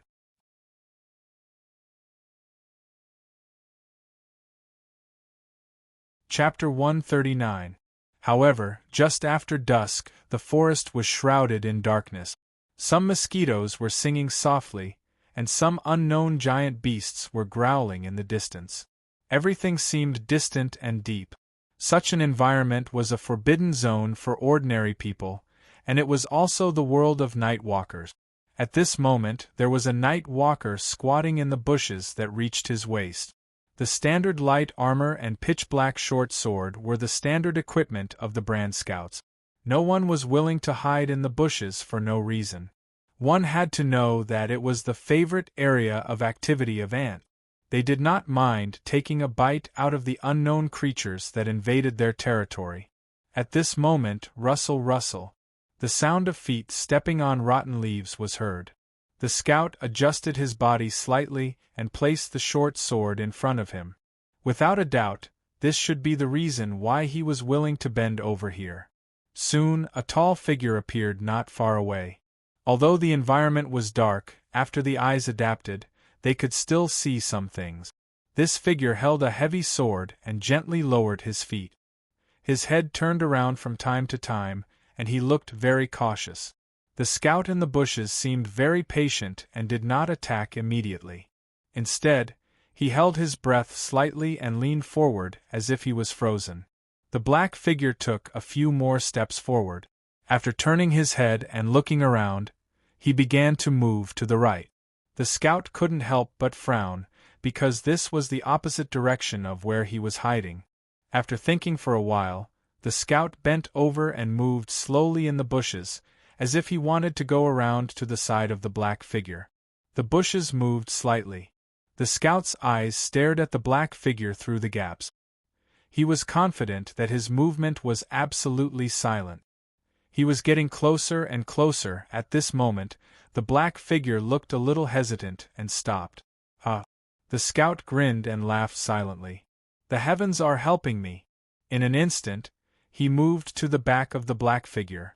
The two of them were only a few steps apart. Looking at the back of the other party's big head, the scout licked his lips with bloodthirst. It was as if he could already see blood blooming there. His body tensed up. Suddenly, hiss! Before the scout could attack, a shallow sound pierced through the air. Then, he seemed to have seen something from the corner of his eyes. There was a blade light. Not good, it was a trap. The scout's heart was cold.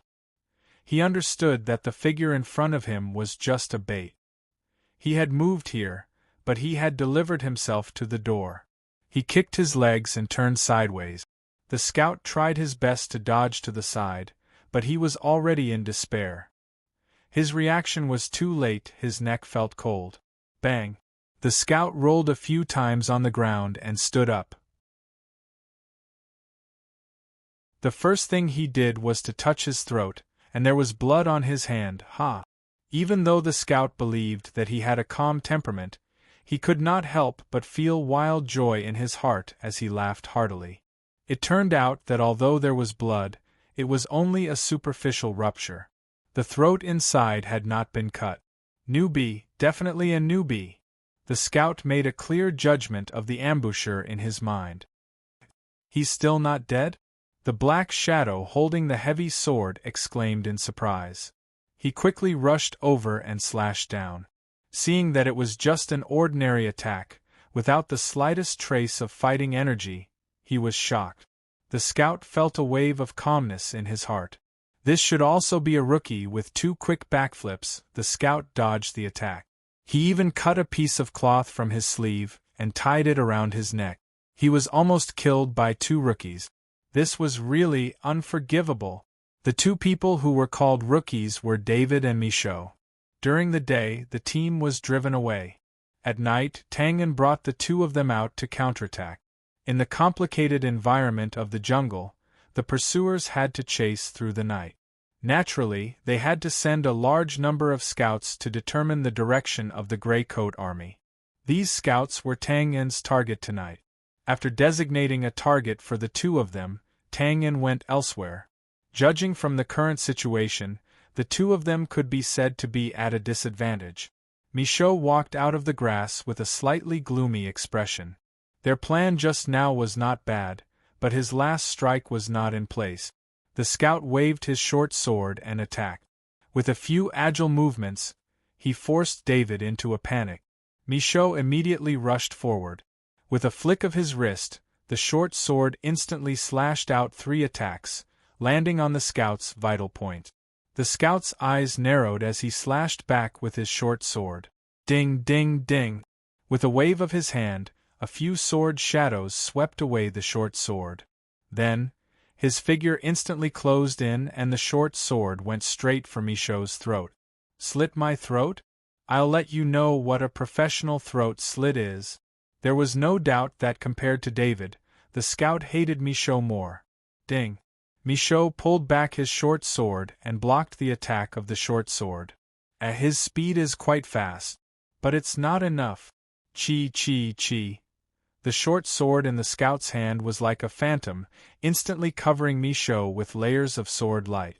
Ding, ding, ding! Michaud kept retreating, his eyes calm as he saw every illusion, and then he waved his sword to block. How dare you run away? David stepped forward and slashed the scout's waist with his heavy sword. Damn it, was I running away? Hearing David's words, the scout who was in the middle of a fierce attack felt a little disgusted. This was too shameless.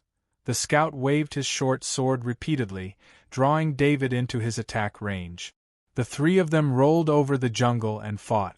David and Michaud were not the scout's opponents alone, but the 2 of them together. One was strong and heavy, and the other was fast and agile. They just happened to be able to block the scout's attack. These 2. After fighting for a few minutes, the scout was a little surprised. But he immediately threw this thought away. You don't even have a bit of do chi and you still dare to come out and mingle. Rookies will always be rookies. Let me end you all. At this time, David raised his heavy sword. The scout jumped up and stepped on the back of the sword. Then he opened his hands and jumped up like an eagle. Rookies, watch and see. When he reached the top, the scout's body flipped upside down, and then a black light suddenly appeared on his short sword. The light flowed and then rushed down to attack David. This was the symbol of a beginner warrior. The scout was absolutely confident that this move could break the defense of the heavy sword in one fell swoop and then kill the opponent. Well, what's that? The scout blinked and saw the thin young man with the short sword take out a crossbow. Damn it! The bowstring vibrated slightly, and an arrow instantly shot up into the sky. The scout's body in the air was a target, and he didn't have the ability to change his position in the air. Unable to dodge, he shook his wrist and formed a black sword shadow. Bang! The wooden arrow shattered, and the scout's body also lost its cool from the impact and fell down. Haha, what a rookie! Shooting at me at this time, aren't you waiting for me to block it? If you change direction, I won't be able to dodge. Without waiting for the scout's joy to fade, a yellow light suddenly flashed in the corner of his eyes. Looking down, he saw a heavy sword covered in a thin yellow light waiting for him. That's do chi? The scout was shocked and angry. How could it be? Where did the do chi come from? Why didn't he use it before? It was no wonder that the scout had such a big reaction. His black do chi had just been broken by the crossbow arrow, and now it was impossible to gather the do chi of a beginner warrior in a hurry. The scout adjusted his body and once again threw out his short sword. There was also a thin layer of black light on it. Bang! Their do chi was about the same, so it was a competition of strength. Without a doubt, David could leave the scout in the dust. The short sword flew out and his arms swung open. At this moment, the scout was wide open. At this time, a flash of blade light appeared on the scout's neck again. This time, Michaud had no choice but to hit, because the scout's body fell, as if he had delivered himself to the ground. Bang! Blood bloomed and the cloth was torn. The scout's body was lying on the ground, but his head was facing up. There was only a layer of skin between them. His eyes were wide open, full of unwillingness. TSK, this guy was fighting well. Why did he suddenly jump so high? I don't know. Michaud shook his head.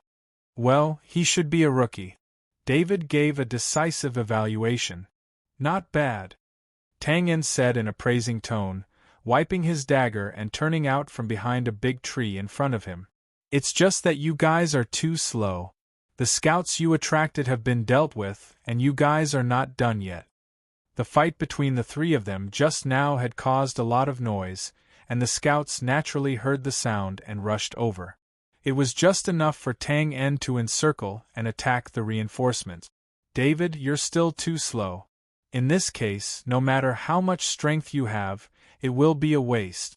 Well, when you practice your speed, think about how to lock on to your opponent. By the way, why didn't you use your fighting spirit when you started?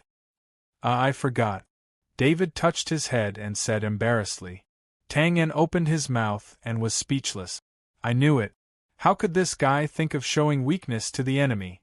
Michaud, you still don't grasp the strength of your attacks well enough? Well, it's not a big problem. Just cut the throat more. Let's go to another place. The night is our protective color, and all kinds of feelings are our most trusted friends. Well, try to smell it. What do you feel? Well, it smells like spicy beef. Spicy. Is it the juice? You foodie. Well, yes, it's the spicy smell of the juice. Smearing it on can prevent ants from biting, but it will also expose your position. Let's go and deal with him. In addition to the weapons in hand, all kinds of things in the environment can help us kill people. Look, there is a small hole under the rotten leaves 5 steps behind the scout. He tripped just now, but he won't take it to heart. If someone attacks him now and forces him to keep stepping back, he will step on it again after 5 steps. At that time, his body will be exposed. Whoosh. Boss, you lied to me. He stepped back a few steps, but he didn't fall at all. You idiot, you have to attack from the front and make him go back the way he came. If you attack from there, even if he steps back 100 steps, he won't be able to step on it. Michaud, go and help him. I'll encircle the scout and attack the reinforcements. To be continued. If you like this work, you are welcome to come to Chidien. Come to vote for me. Your support is my biggest motivation.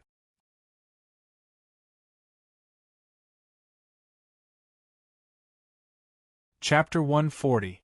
Throughout the night, Tang En led his 2 rookie subordinates and ran all over the place, mysteriously eliminating more than half of the pursuing scouts. Just as the old butler had said at the beginning, Tang En had a unique sense of concealment. In such an environment, there was almost nowhere for the scouts to hide. In the second half of the night, the other party's commander finally realized something. He no longer sent out scouts alone, but changed to small teams of more than 10 people. The teams were no more than 10 meters apart, and they advanced forward in a net-like formation. In this way, David and Michaud had no choice but to retreat. Therefore, the 2 of them changed from the initial practice mode to the observation mode, watching Tang En's sneak attack performance alone. This night was a long and painful night for the scouts who were sent out. They didn't even know what the other party looked like, but they found that their teammates were getting fewer and fewer. This feeling was desperate and sullen. Even if they wanted to go all out, they couldn't find anyone. In the end, the scouts were going crazy. More than a dozen people were cowering in a circle. Any wind or grass could make them tremble in fear. As for Tang En, the person involved, he didn't feel much. Just like work, doing anything too much would make one indifferent. Sneak attacks were a process, and killing people was just a natural result. No matter how long the night was, it would pass. Unknowingly, the forest was faintly lit up again. Tang En and David retreated quietly, just like when they came. Sneak attacks during the day didn't make much sense. Although they could succeed if they spent more effort, the efficiency would be much worse. Moreover, if they weren't careful, there was the possibility of being surrounded. According to the hidden signs left behind, Tang En and the others caught up with the main group a few hours later. At this time, the people of the Grey Coat Army had not slept for 2 days and 2 nights. Although the pursuers behind them had not slept, At least they didn't have to worry about food for the time being. The Grey Coat Army couldn't do it in this regard. When they first entered the forest, most of the 2 pounds of beef had already been eaten. Now everyone was tired and hungry, and their morale was extremely low. "Sister Shay, I'm so hungry." "Little Helen, I have a piece of beef here. Eat it quickly." Josiah squatted down and stuffed a piece of beef jerky into the girl's hand. Little Helen happily took it and bit into it like a puppy. After a while, she licked her lips and said softly, "Sister Shay, are those bad kids still chasing us?" "Yes, but don't worry. Big Brother Tang En taught them a lesson last night." Josiah touched Helen's hair and said with a smile, "Oh, then Brother Tang En should be careful." Little Helen clenched her fists. "I heard that the bad guys are very powerful. They can release a huge saber aura. It's at least 5 or 6 meters in size." She spread her small hands with all her might, intending to show that it was very, very big. "Haha, don't be afraid. There's still your sister Shia. I'm a magician, and my magic can travel at least 5 or 6 miles. I have no problem beating them up." Then Josiah tried his best to explain how many 5 or 6 meters were 5 or 6 miles, as if whoever was longer was more powerful. Little Helen's eyes lit up as she nodded continuously with a look of admiration. Tang En turned his head and couldn't help but chuckle when he saw this scene. After comforting the little girl, Josiah ran back and forth to encourage everyone. Her smile was bright and her words were gentle. In contrast, the members of the Grey Coat Army were a little restrained at first, but the atmosphere soon became harmonious after a few words. After Josiah shed her magician halo, she was just a young girl. Everyone saw that she was so optimistic and cheerful, and they couldn't help but feel a little embarrassed for their discouraged appearance. Gradually, there was more laughter in the lifeless team, and the atmosphere became much better. TSK, this woman. Tang En could see the exhaustion behind Josiah's smile. It could be said that she was even more tired than most of the people here. A magician's body was weak, and traveling without sleep and rest like this, one could imagine the burden on her body. Tang En had seen her frowning and rubbing her legs before, and her eyes were slightly red. But after a while, she would clench her fists and reveal a bright smile, and then encourage everyone with an energetic look. They continued to walk, and when it was close to noon, something happened to the team. A well-built man suddenly fell backward while walking. At first, the people around him thought that he was too tired, but when they saw him foaming at the mouth, they knew that something was wrong. Darren and the others quickly walked over. At this time, the man had already started to convulse. Tang En quickly pried open his mouth, and after checking, his expression changed. This man's tongue was already black, and in just a moment, it was already motionless. He checked his nose and neck. Tang En shook his head and said helplessly, "He's done. He should be poisoned." "Poisoned? How could it be?" He just picked up something to eat." Amidst the shocked voices, a flustered young man said, "He just found a few bunches of dark red berries, and he even gave me a bunch. Where is it?" Tang En asked anxiously. That person immediately took out a bunch of small, dark red, oval-shaped berries from his pocket. There were thousands of plants in the alternate world, and Tang En didn't know what this was. However, not knowing it didn't mean that there was no way to know if it was poisonous. "Bring me a piece of salt." With that, Tang En used a dagger to cut up the berries, and the juice dripped onto a rolled-up leaf.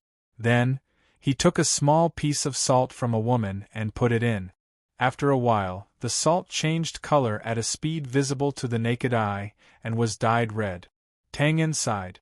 "This is it, this thing is poisonous. Damn it, sigh." Darren punched his palm. Everyone shook their heads and sighed. Who would have thought that this bunch of unknown berries could take a person's life? Thump, thump, thump. The young man's expression suddenly changed, and he took a few steps back. "You ate it too?" I ate a few. Open your mouth." Tang En shouted and pinched open the young man's mouth. Hiss! The people around him gasped. They also saw that the tongue in the young man's mouth was already turning black. Tang En quickly turned his head and looked around. He jumped up and picked up a few leaves from a big tree a dozen steps away. It was a bitter mulberry tree, an ordinary plant that could be seen everywhere in the north, and everyone recognized it. Chew it and swallow it. The young man chewed subconsciously. A bitter mulberry tree, he knew what it tasted like from the name. Swallow it, Tang En shouted anxiously. The young man couldn't care less about the bitter taste. His throat kept trembling, and he swallowed the leaf with a ferocious expression. In an instant, the bitter taste spread throughout his body like wildfire. His stomach was in turmoil. Wah! The young man bent over and vomited. Eat again! Food was scarce, and the young man didn't eat much to begin with. In the end, all that was left was acid dripping down. After repeating this 7 or 8 times, the young man couldn't take it any more. He fell to the ground as if he had lost all his strength. His abdomen twitched and his breathing was weak. Tang En checked and said, "Find a water source as soon as possible and let him vomit a few more times. After that, we'll see if he can survive." Darren nodded speechlessly. He knew that this was already the best outcome. Fortunately, the young man didn't eat too much. Otherwise, it would have been too late. They quickly dug a hole and buried the poisoned man. In such an environment, they couldn't be particular about anything. They could only ensure that his corpse didn't land in the stomachs of wild beasts. The team was silent in front of the burial ground for a few minutes before continuing on their journey. This time, the people who had learned their lesson didn't dare to eat anything casually. However, misfortune would never come alone. In the evening, the Grey Coat Army found a clean water source. After settling the poisoned young man, everyone was delighted to find that there were still some fish in the pool. However, at this moment, a few burly men rushed over. Immediately, Darren exclaimed, "What? Did you lose him? If you like this work, you're welcome to come to Chidien. Come to vote for me. Your support is my greatest motivation."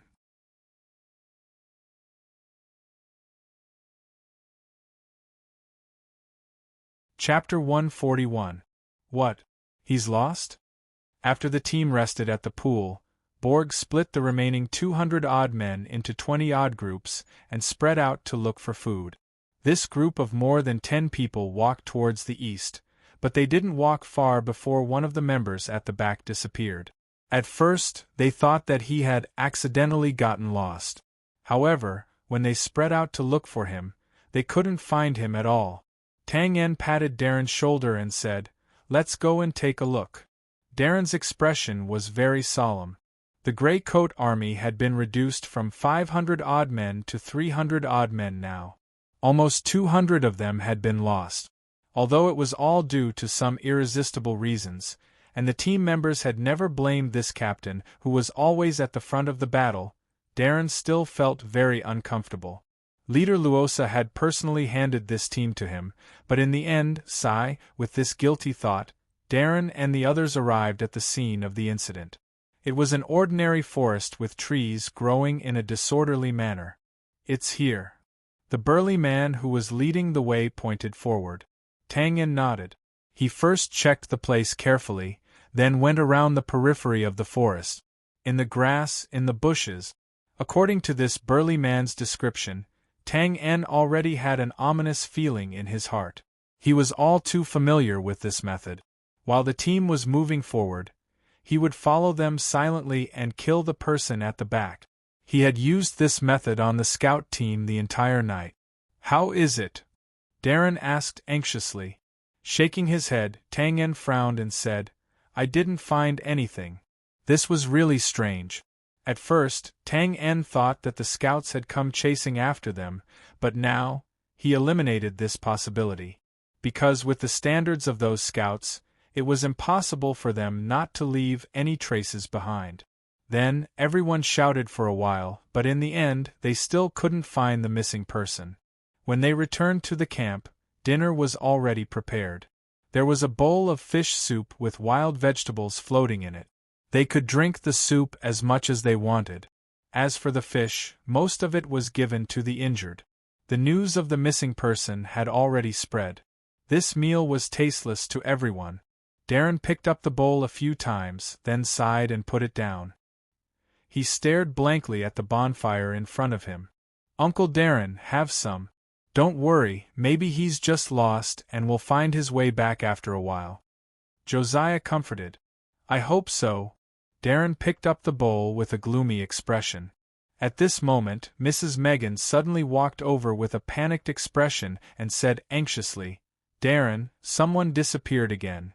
But the porcelain bowl was crushed, and the white fish soup spilled all over the floor. This time it was a woman whose husband had lost his life during the breakout in the valley. In the team, her job was mainly to cook. She said that her husband loved to drink the fish soup she made. Sob sob. She wanted to bring a bowl of fish soup to pay her respects, but she walked over there and disappeared in the blink of an eye. Sob sob. A woman sobbed in grief. Crack. Darren clenched his fists and walked towards the forest with an ashen face. At this time, Tang En had already gone there first. The place where they were stationed was a small open space. The edge of the forest was only a dozen steps away from where there were people.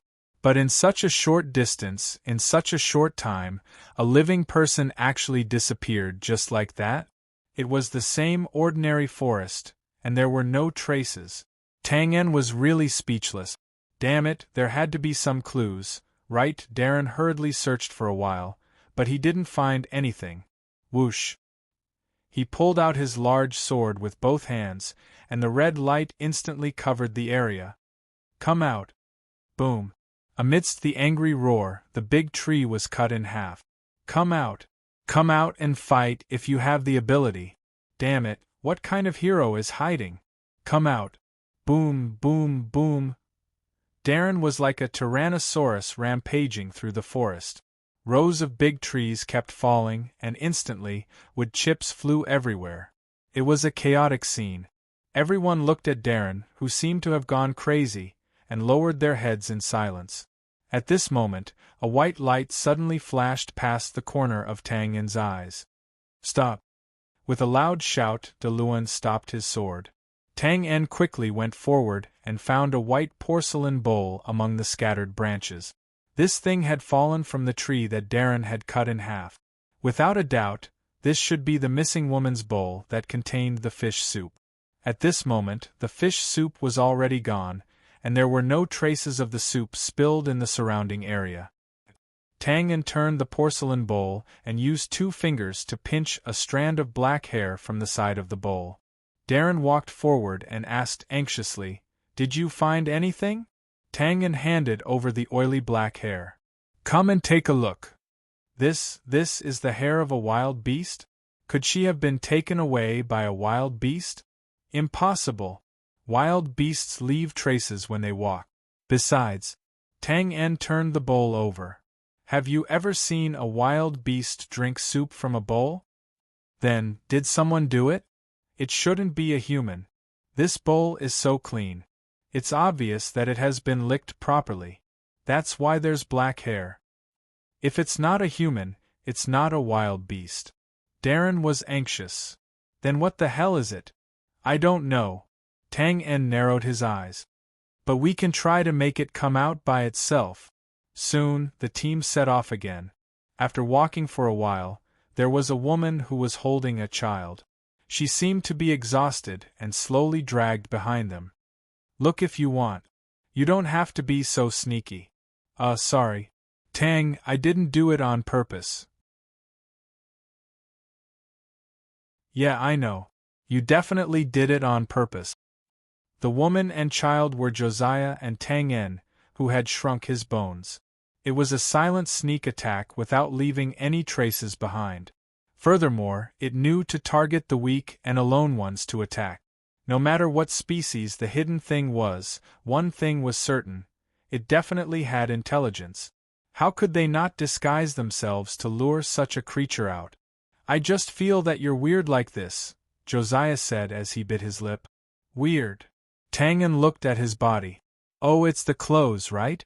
I found it at the last minute. It's a size too small. I mean your body. You can actually become so small. About that, you know, I'm a killer. Well, an assassin. Sometimes I need to kill some women who are overflowing with maternal love, or some children like them. It's easier to get close to them like this. Tangan looked around and said casually. Not at all. I've said it before. Tang is a good person. Josiah was stunned for a moment before he laughed. Tangan raised his eyebrows. I think I've said it before too. I'm not. Well, for example, the soldiers chasing behind us. They may be good fathers in the eyes of their children, good husbands in the eyes of their wives, good people in the eyes of their neighbors. But from our point of view, they are bad people, so we have to kill them. Well, I've killed a lot of them. Am I still a good person? Josiah was silent. Actually, I think your name is good. The Gray Coat Army. Black and white are purely in the color spectrum. In reality, everything is gray. Actually, that's not what the Gray Coat Army means. It's talking about the civilian army in gray clothes. Well, I'm just giving an example. After a moment of silence, Josiah said, Tang, I think what you said makes sense. But I'll continue to support the reform, even if I have to kill a lot of such soldiers. Because if we succeed, more people will benefit from it. TSK, that's why I say that people with ideals are terrible. Tangan smacked his lips and chuckled. Me? Terrible? I'm useless. Josiah lowered his head and said in a low voice. Tangan was surprised. Why do you think so? I can't help with anything. I'm clumsy. I can't cook, and I can't tell which food is not poisonous. Although I'm a mage, I can't kill many people in a real battle. Phew. At this point, Josiah let out a long breath and said self-deprecatingly, See, the more I say, the more useless I feel. That's what you think? Tangan was stunned and then laughed. Then where did you put the work you've done these days? The morale of this team is low now, and the people are lax. If no one stood up to encourage them and arouse their spirits, they might have collapsed by now. I only know how to kill. Darren and Borg are not effective, so you're the only one who's the most suitable to motivate them. Well, don't underestimate your own strength. Josiah opened his mouth and was stunned. Was he that useful? Don't stop, keep walking. Well, besides, you're very brave. When I said I needed someone to cover for me, you immediately stood up and didn't listen to anyone else. At this point, Tangan's eyes suddenly narrowed and he laughed. Is it finally here? This kind of targeted killing intent, it can't be wrong. I believe in Tang. Josiah came back to his senses and laughed softly. I'm deeply honored. I'm telling the truth. Seeing Tangan's casual reply, Josiah emphasized, Just like now, I was a little nervous at first, but after chatting with you for a while, I feel much better. You're not nervous now? Well, no. Tangan nodded with a strange expression on his face. Then what if I say that the thing is not more than 10 steps behind us? Josiah paused for a moment. Whoosh, the sound of rapid wind came from behind. He stepped to the side and spun. Josiah was thrown in the direction of the team by a soft force, and Tang En instantly turned around and flicked out his dagger. Ding, ding, ding, the sound of collisions like a storm of pear blossoms was heard densely in an instant. Two black shadows were entangled together like ghosts, and it was impossible to distinguish one from the other. Bang! This kind of fast fighting style did not last for more than a few seconds.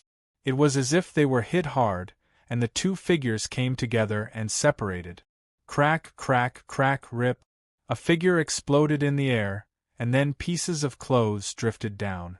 Tang En landed on the ground, took 3 steps back, and steadied himself. The other black shadow landed on the opposite side, rolled a few times on the ground, and stood up. It was a humanoid creature with a slender tail behind it. Its body was thin, and its waist was hunched, and its body was covered in long black hair. Its hind legs were short and stout, but its 2 front claws were very long and reached the ground. Ghost Vermin, Ji, the 4th sound. If you like this work, you are welcome to come to Chidien.com to vote for me. Your support is my biggest motivation.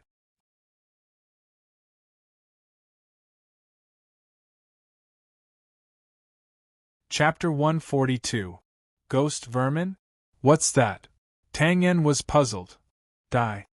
Suddenly, there was a loud shout. Just as the creature called Ghost Vermin landed on the ground, a person in the front pulled out a red sword and rushed out.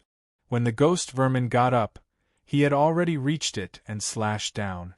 Needless to say, the one with such fighting spirit and momentum in the Grey Coat Army was Darren.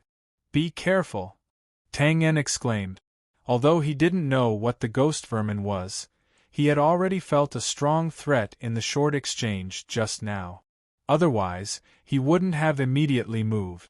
The bone shrinkage skill moved bones, and the corresponding strength would be reduced. Did Darren know the Ghost Vermin? He often walked in the north, so he hadn't seen it, but he must have heard of it. However, his team members were disappearing one after another, and the murderer was right in front of him. The furious Darren didn't care so much. He would kill it first. When the Ghost Vermin saw the sword coming, it let out a strange cry and swung out its long front claws. Bang! In the loud collision, Darren rushed forward fiercely, but he was also pushed back quickly. In an instant, he felt a pain in his hand. He desperately tried to grab the sword, but it didn't fall out of his hand. "Captain, be careful!" he exclaimed. It turned out that the Ghost Vermin's black shadow flashed and moved in front of Darren in an instant. Its 2 front claws struck out again. Suddenly, hiss! A bloody light appeared from the side and slashed at the Ghost Vermin's body. The Ghost Vermin seemed to be a little afraid of this attack, and quickly pulled back its front claws. Ding! Ding! Another 2 crisp sounds like metal clashing were heard. The attack was blocked. Then, the Ghost Vermin's body turned in the air and clawed at Tang En, who was rushing over quickly. Although it hadn't reached his body, it was already cold. Tang En didn't dare to be careless. He shook his wrist and the blood lines crisscrossed and slashed forward. Ding! Ding! Bang! Ding! Ding! Bang! The 2 figures fought in close combat in the air, as if they were defying gravity. Tang En naturally didn't reach the realm of floating in the air. He just relied on the small recoil force every time they collided to maintain his body. The situation with the Ghost Vermin was similar. In this special space, both sides wanted to suppress the other and gain the upper hand. On the other side, with a bang, Darren finally landed safely. Then, he looked at the sword in his hand and couldn't help but gasp. It turned out that there were 4-inch-deep claw marks on the back of the broad sword. This was solid iron, after all. Brother Tang, be careful. This Ghost Vermin is a natural assassin. Forest assassin?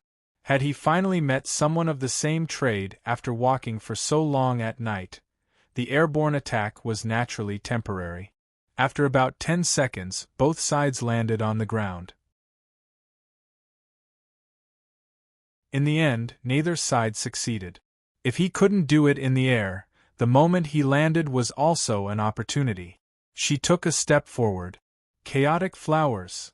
The blood-red light instantly gathered and formed an oval core. Then, without waiting for the blood to bloom, the core-like shape shattered, and tiny fragments of saber light were pushed forward. This was the result of Tang En forcefully activating Flurry of Flowers. When facing a low-level opponent, he could naturally slow down for 1 or 2 seconds, allowing the skill to fully display its power. But now that both sides were evenly matched, waiting for 1 or 2 seconds would be a waste of time. Although he didn't know what kind of creature this Ghost Vermin was, its combat talent was top-notch. It actually thought of the same thing as Tang En. As soon as it touched the ground, the black light on its body suddenly burst out. Then, two long plasticine claws overlapped and spun rapidly, forming a black cone. Bang bang bang! When the two attacks collided head-on, there were no more scattered crisp sound. Instead, there were all kinds of explosive sound. The blood-red saber light and the black cone were constantly canceling each other out at a speed visible to the naked eye. Finally, the dagger and the claws collided. Boom! A spiral wave of air burst out. The surrounding ground seemed to have been shaved off, and dust tumbled. The people more than 10 meters away couldn't help but cover their eyes with their hands and step back. At this time, in the center of the wave of air, the dagger and the claws separated. Hiss! Relying on the penetrative power of the blood energy, Tang En seized the opportunity to attack first. He stabbed the dagger at the ghost vermin's face. Unexpectedly, the ghost vermin suddenly lowered its body and flipped. As it dodged the attack, its long tail suddenly whipped out like a whip. Ha! Tang En laughed, and the dagger that seemed to be attacking with all its strength suddenly swung up lightly. Whoosh bang! There was a flash of blood, and a strip-like object flew out. Squawk! The ghost vermin instantly retreated with a cry that sounded like a damaged crow's vocal cord. Tang En also snorted, retracted his arm, and quickly retreated. Whoosh! The retreating ghost vermin's short and thick legs kicked the ground and retreated into the forest, disappearing in the blink of an eye. Huff huff! Tang En took a few deep breaths and didn't immediately pursue. After a moment, the dust settled, and the people quickly gathered around. "Where's the ghost vermin?" "Tang, how are you?" Josiah asked with concern. Tang En waved his hand and said, "It's okay, nothing serious." "You're injured." Josiah, with his sharp eyes, saw a bloody scar on Tang En's arm. "Ha, it's okay. That ghost vermin is much worse than me." Tang En pointed to the half of its thin tail on the ground. Tang En had been careful with the last attack just now, and didn't use all of his strength. At this time, the ghost vermin indeed made a dangerous move, whipping its long tail from behind. The black meteorite iron dagger filled with blood was very powerful, and it instantly cut off half of the long tail. Of course, Tang En also paid a price for this, and his arm was hit by the remaining tail. However, in comparison, Tang En was undoubtedly at an advantage. "Brother Tang, Sai, why did you let it run away?" Borg looked very worried. This ghost vermin is famous for being vengeful.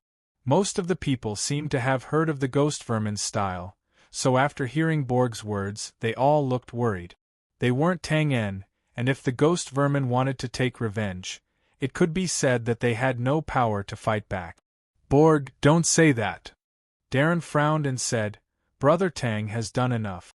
He even repelled the ghost vermin. Otherwise, the consequences would be unimaginable." Borg knocked his head. "Brother Tang, I'm sorry, I was too anxious just now. It's okay. Well, I've always heard you guys talk about the ghost vermin, but I really don't know much about it. Can someone explain it to me?" After a pause, Tang En continued, "Everyone, don't worry. The ghost vermin can't run away. I have a way to catch it." Finally, after Darren's simple explanation, Tang En understood the situation of the ghost vermin. There was a saying in this strange world: there are beasts in the mountains and ghosts in the forest. The ghosts in the forest were the ghost vermin. It was born with the ability to hide, fast speed, and indestructible claws. All of these made it an assassin-like existence. In addition, it had a vengeful personality. It could be said that if you were targeted by it in the forest, the Grim Reaper's scythe would be raised. "I think the ghost vermin was targeting us from the pool." Darren sighed and blamed himself. "I was careless. The water in the forest is not easy to get close to." Darren's guess was correct. There were many water sources in the forest, but very few clean ones. These few clean water sources were where the various beasts in the forest drank. The Gray Coat Army was unlucky and happened to encounter the ghost vermin that wanted to drink water. Tang En shook his head and said, "We went to the water source to save people. Uncle Darren, you don't have to blame yourself. Okay, I know the general situation of the ghost vermin. You guys continue on your way. Just mark the path. When I'm done with the ghost vermin, I'll catch up with you." "Boss, I'll go with you." "Hey, Michaud, why are you dragging me?" Michaud turned his head and was speechless. Tang En didn't know whether to laugh or cry. "You want to go? Then should I go kill the ghost vermin or save you? If you like this work, you are welcome to come to Chidien. Come to vote for me. Your support is my biggest motivation." You're tuning in to the Phoenix Knights YouTube channel. Don't forget to subscribe and join us on this journey to catch the most captivating stories.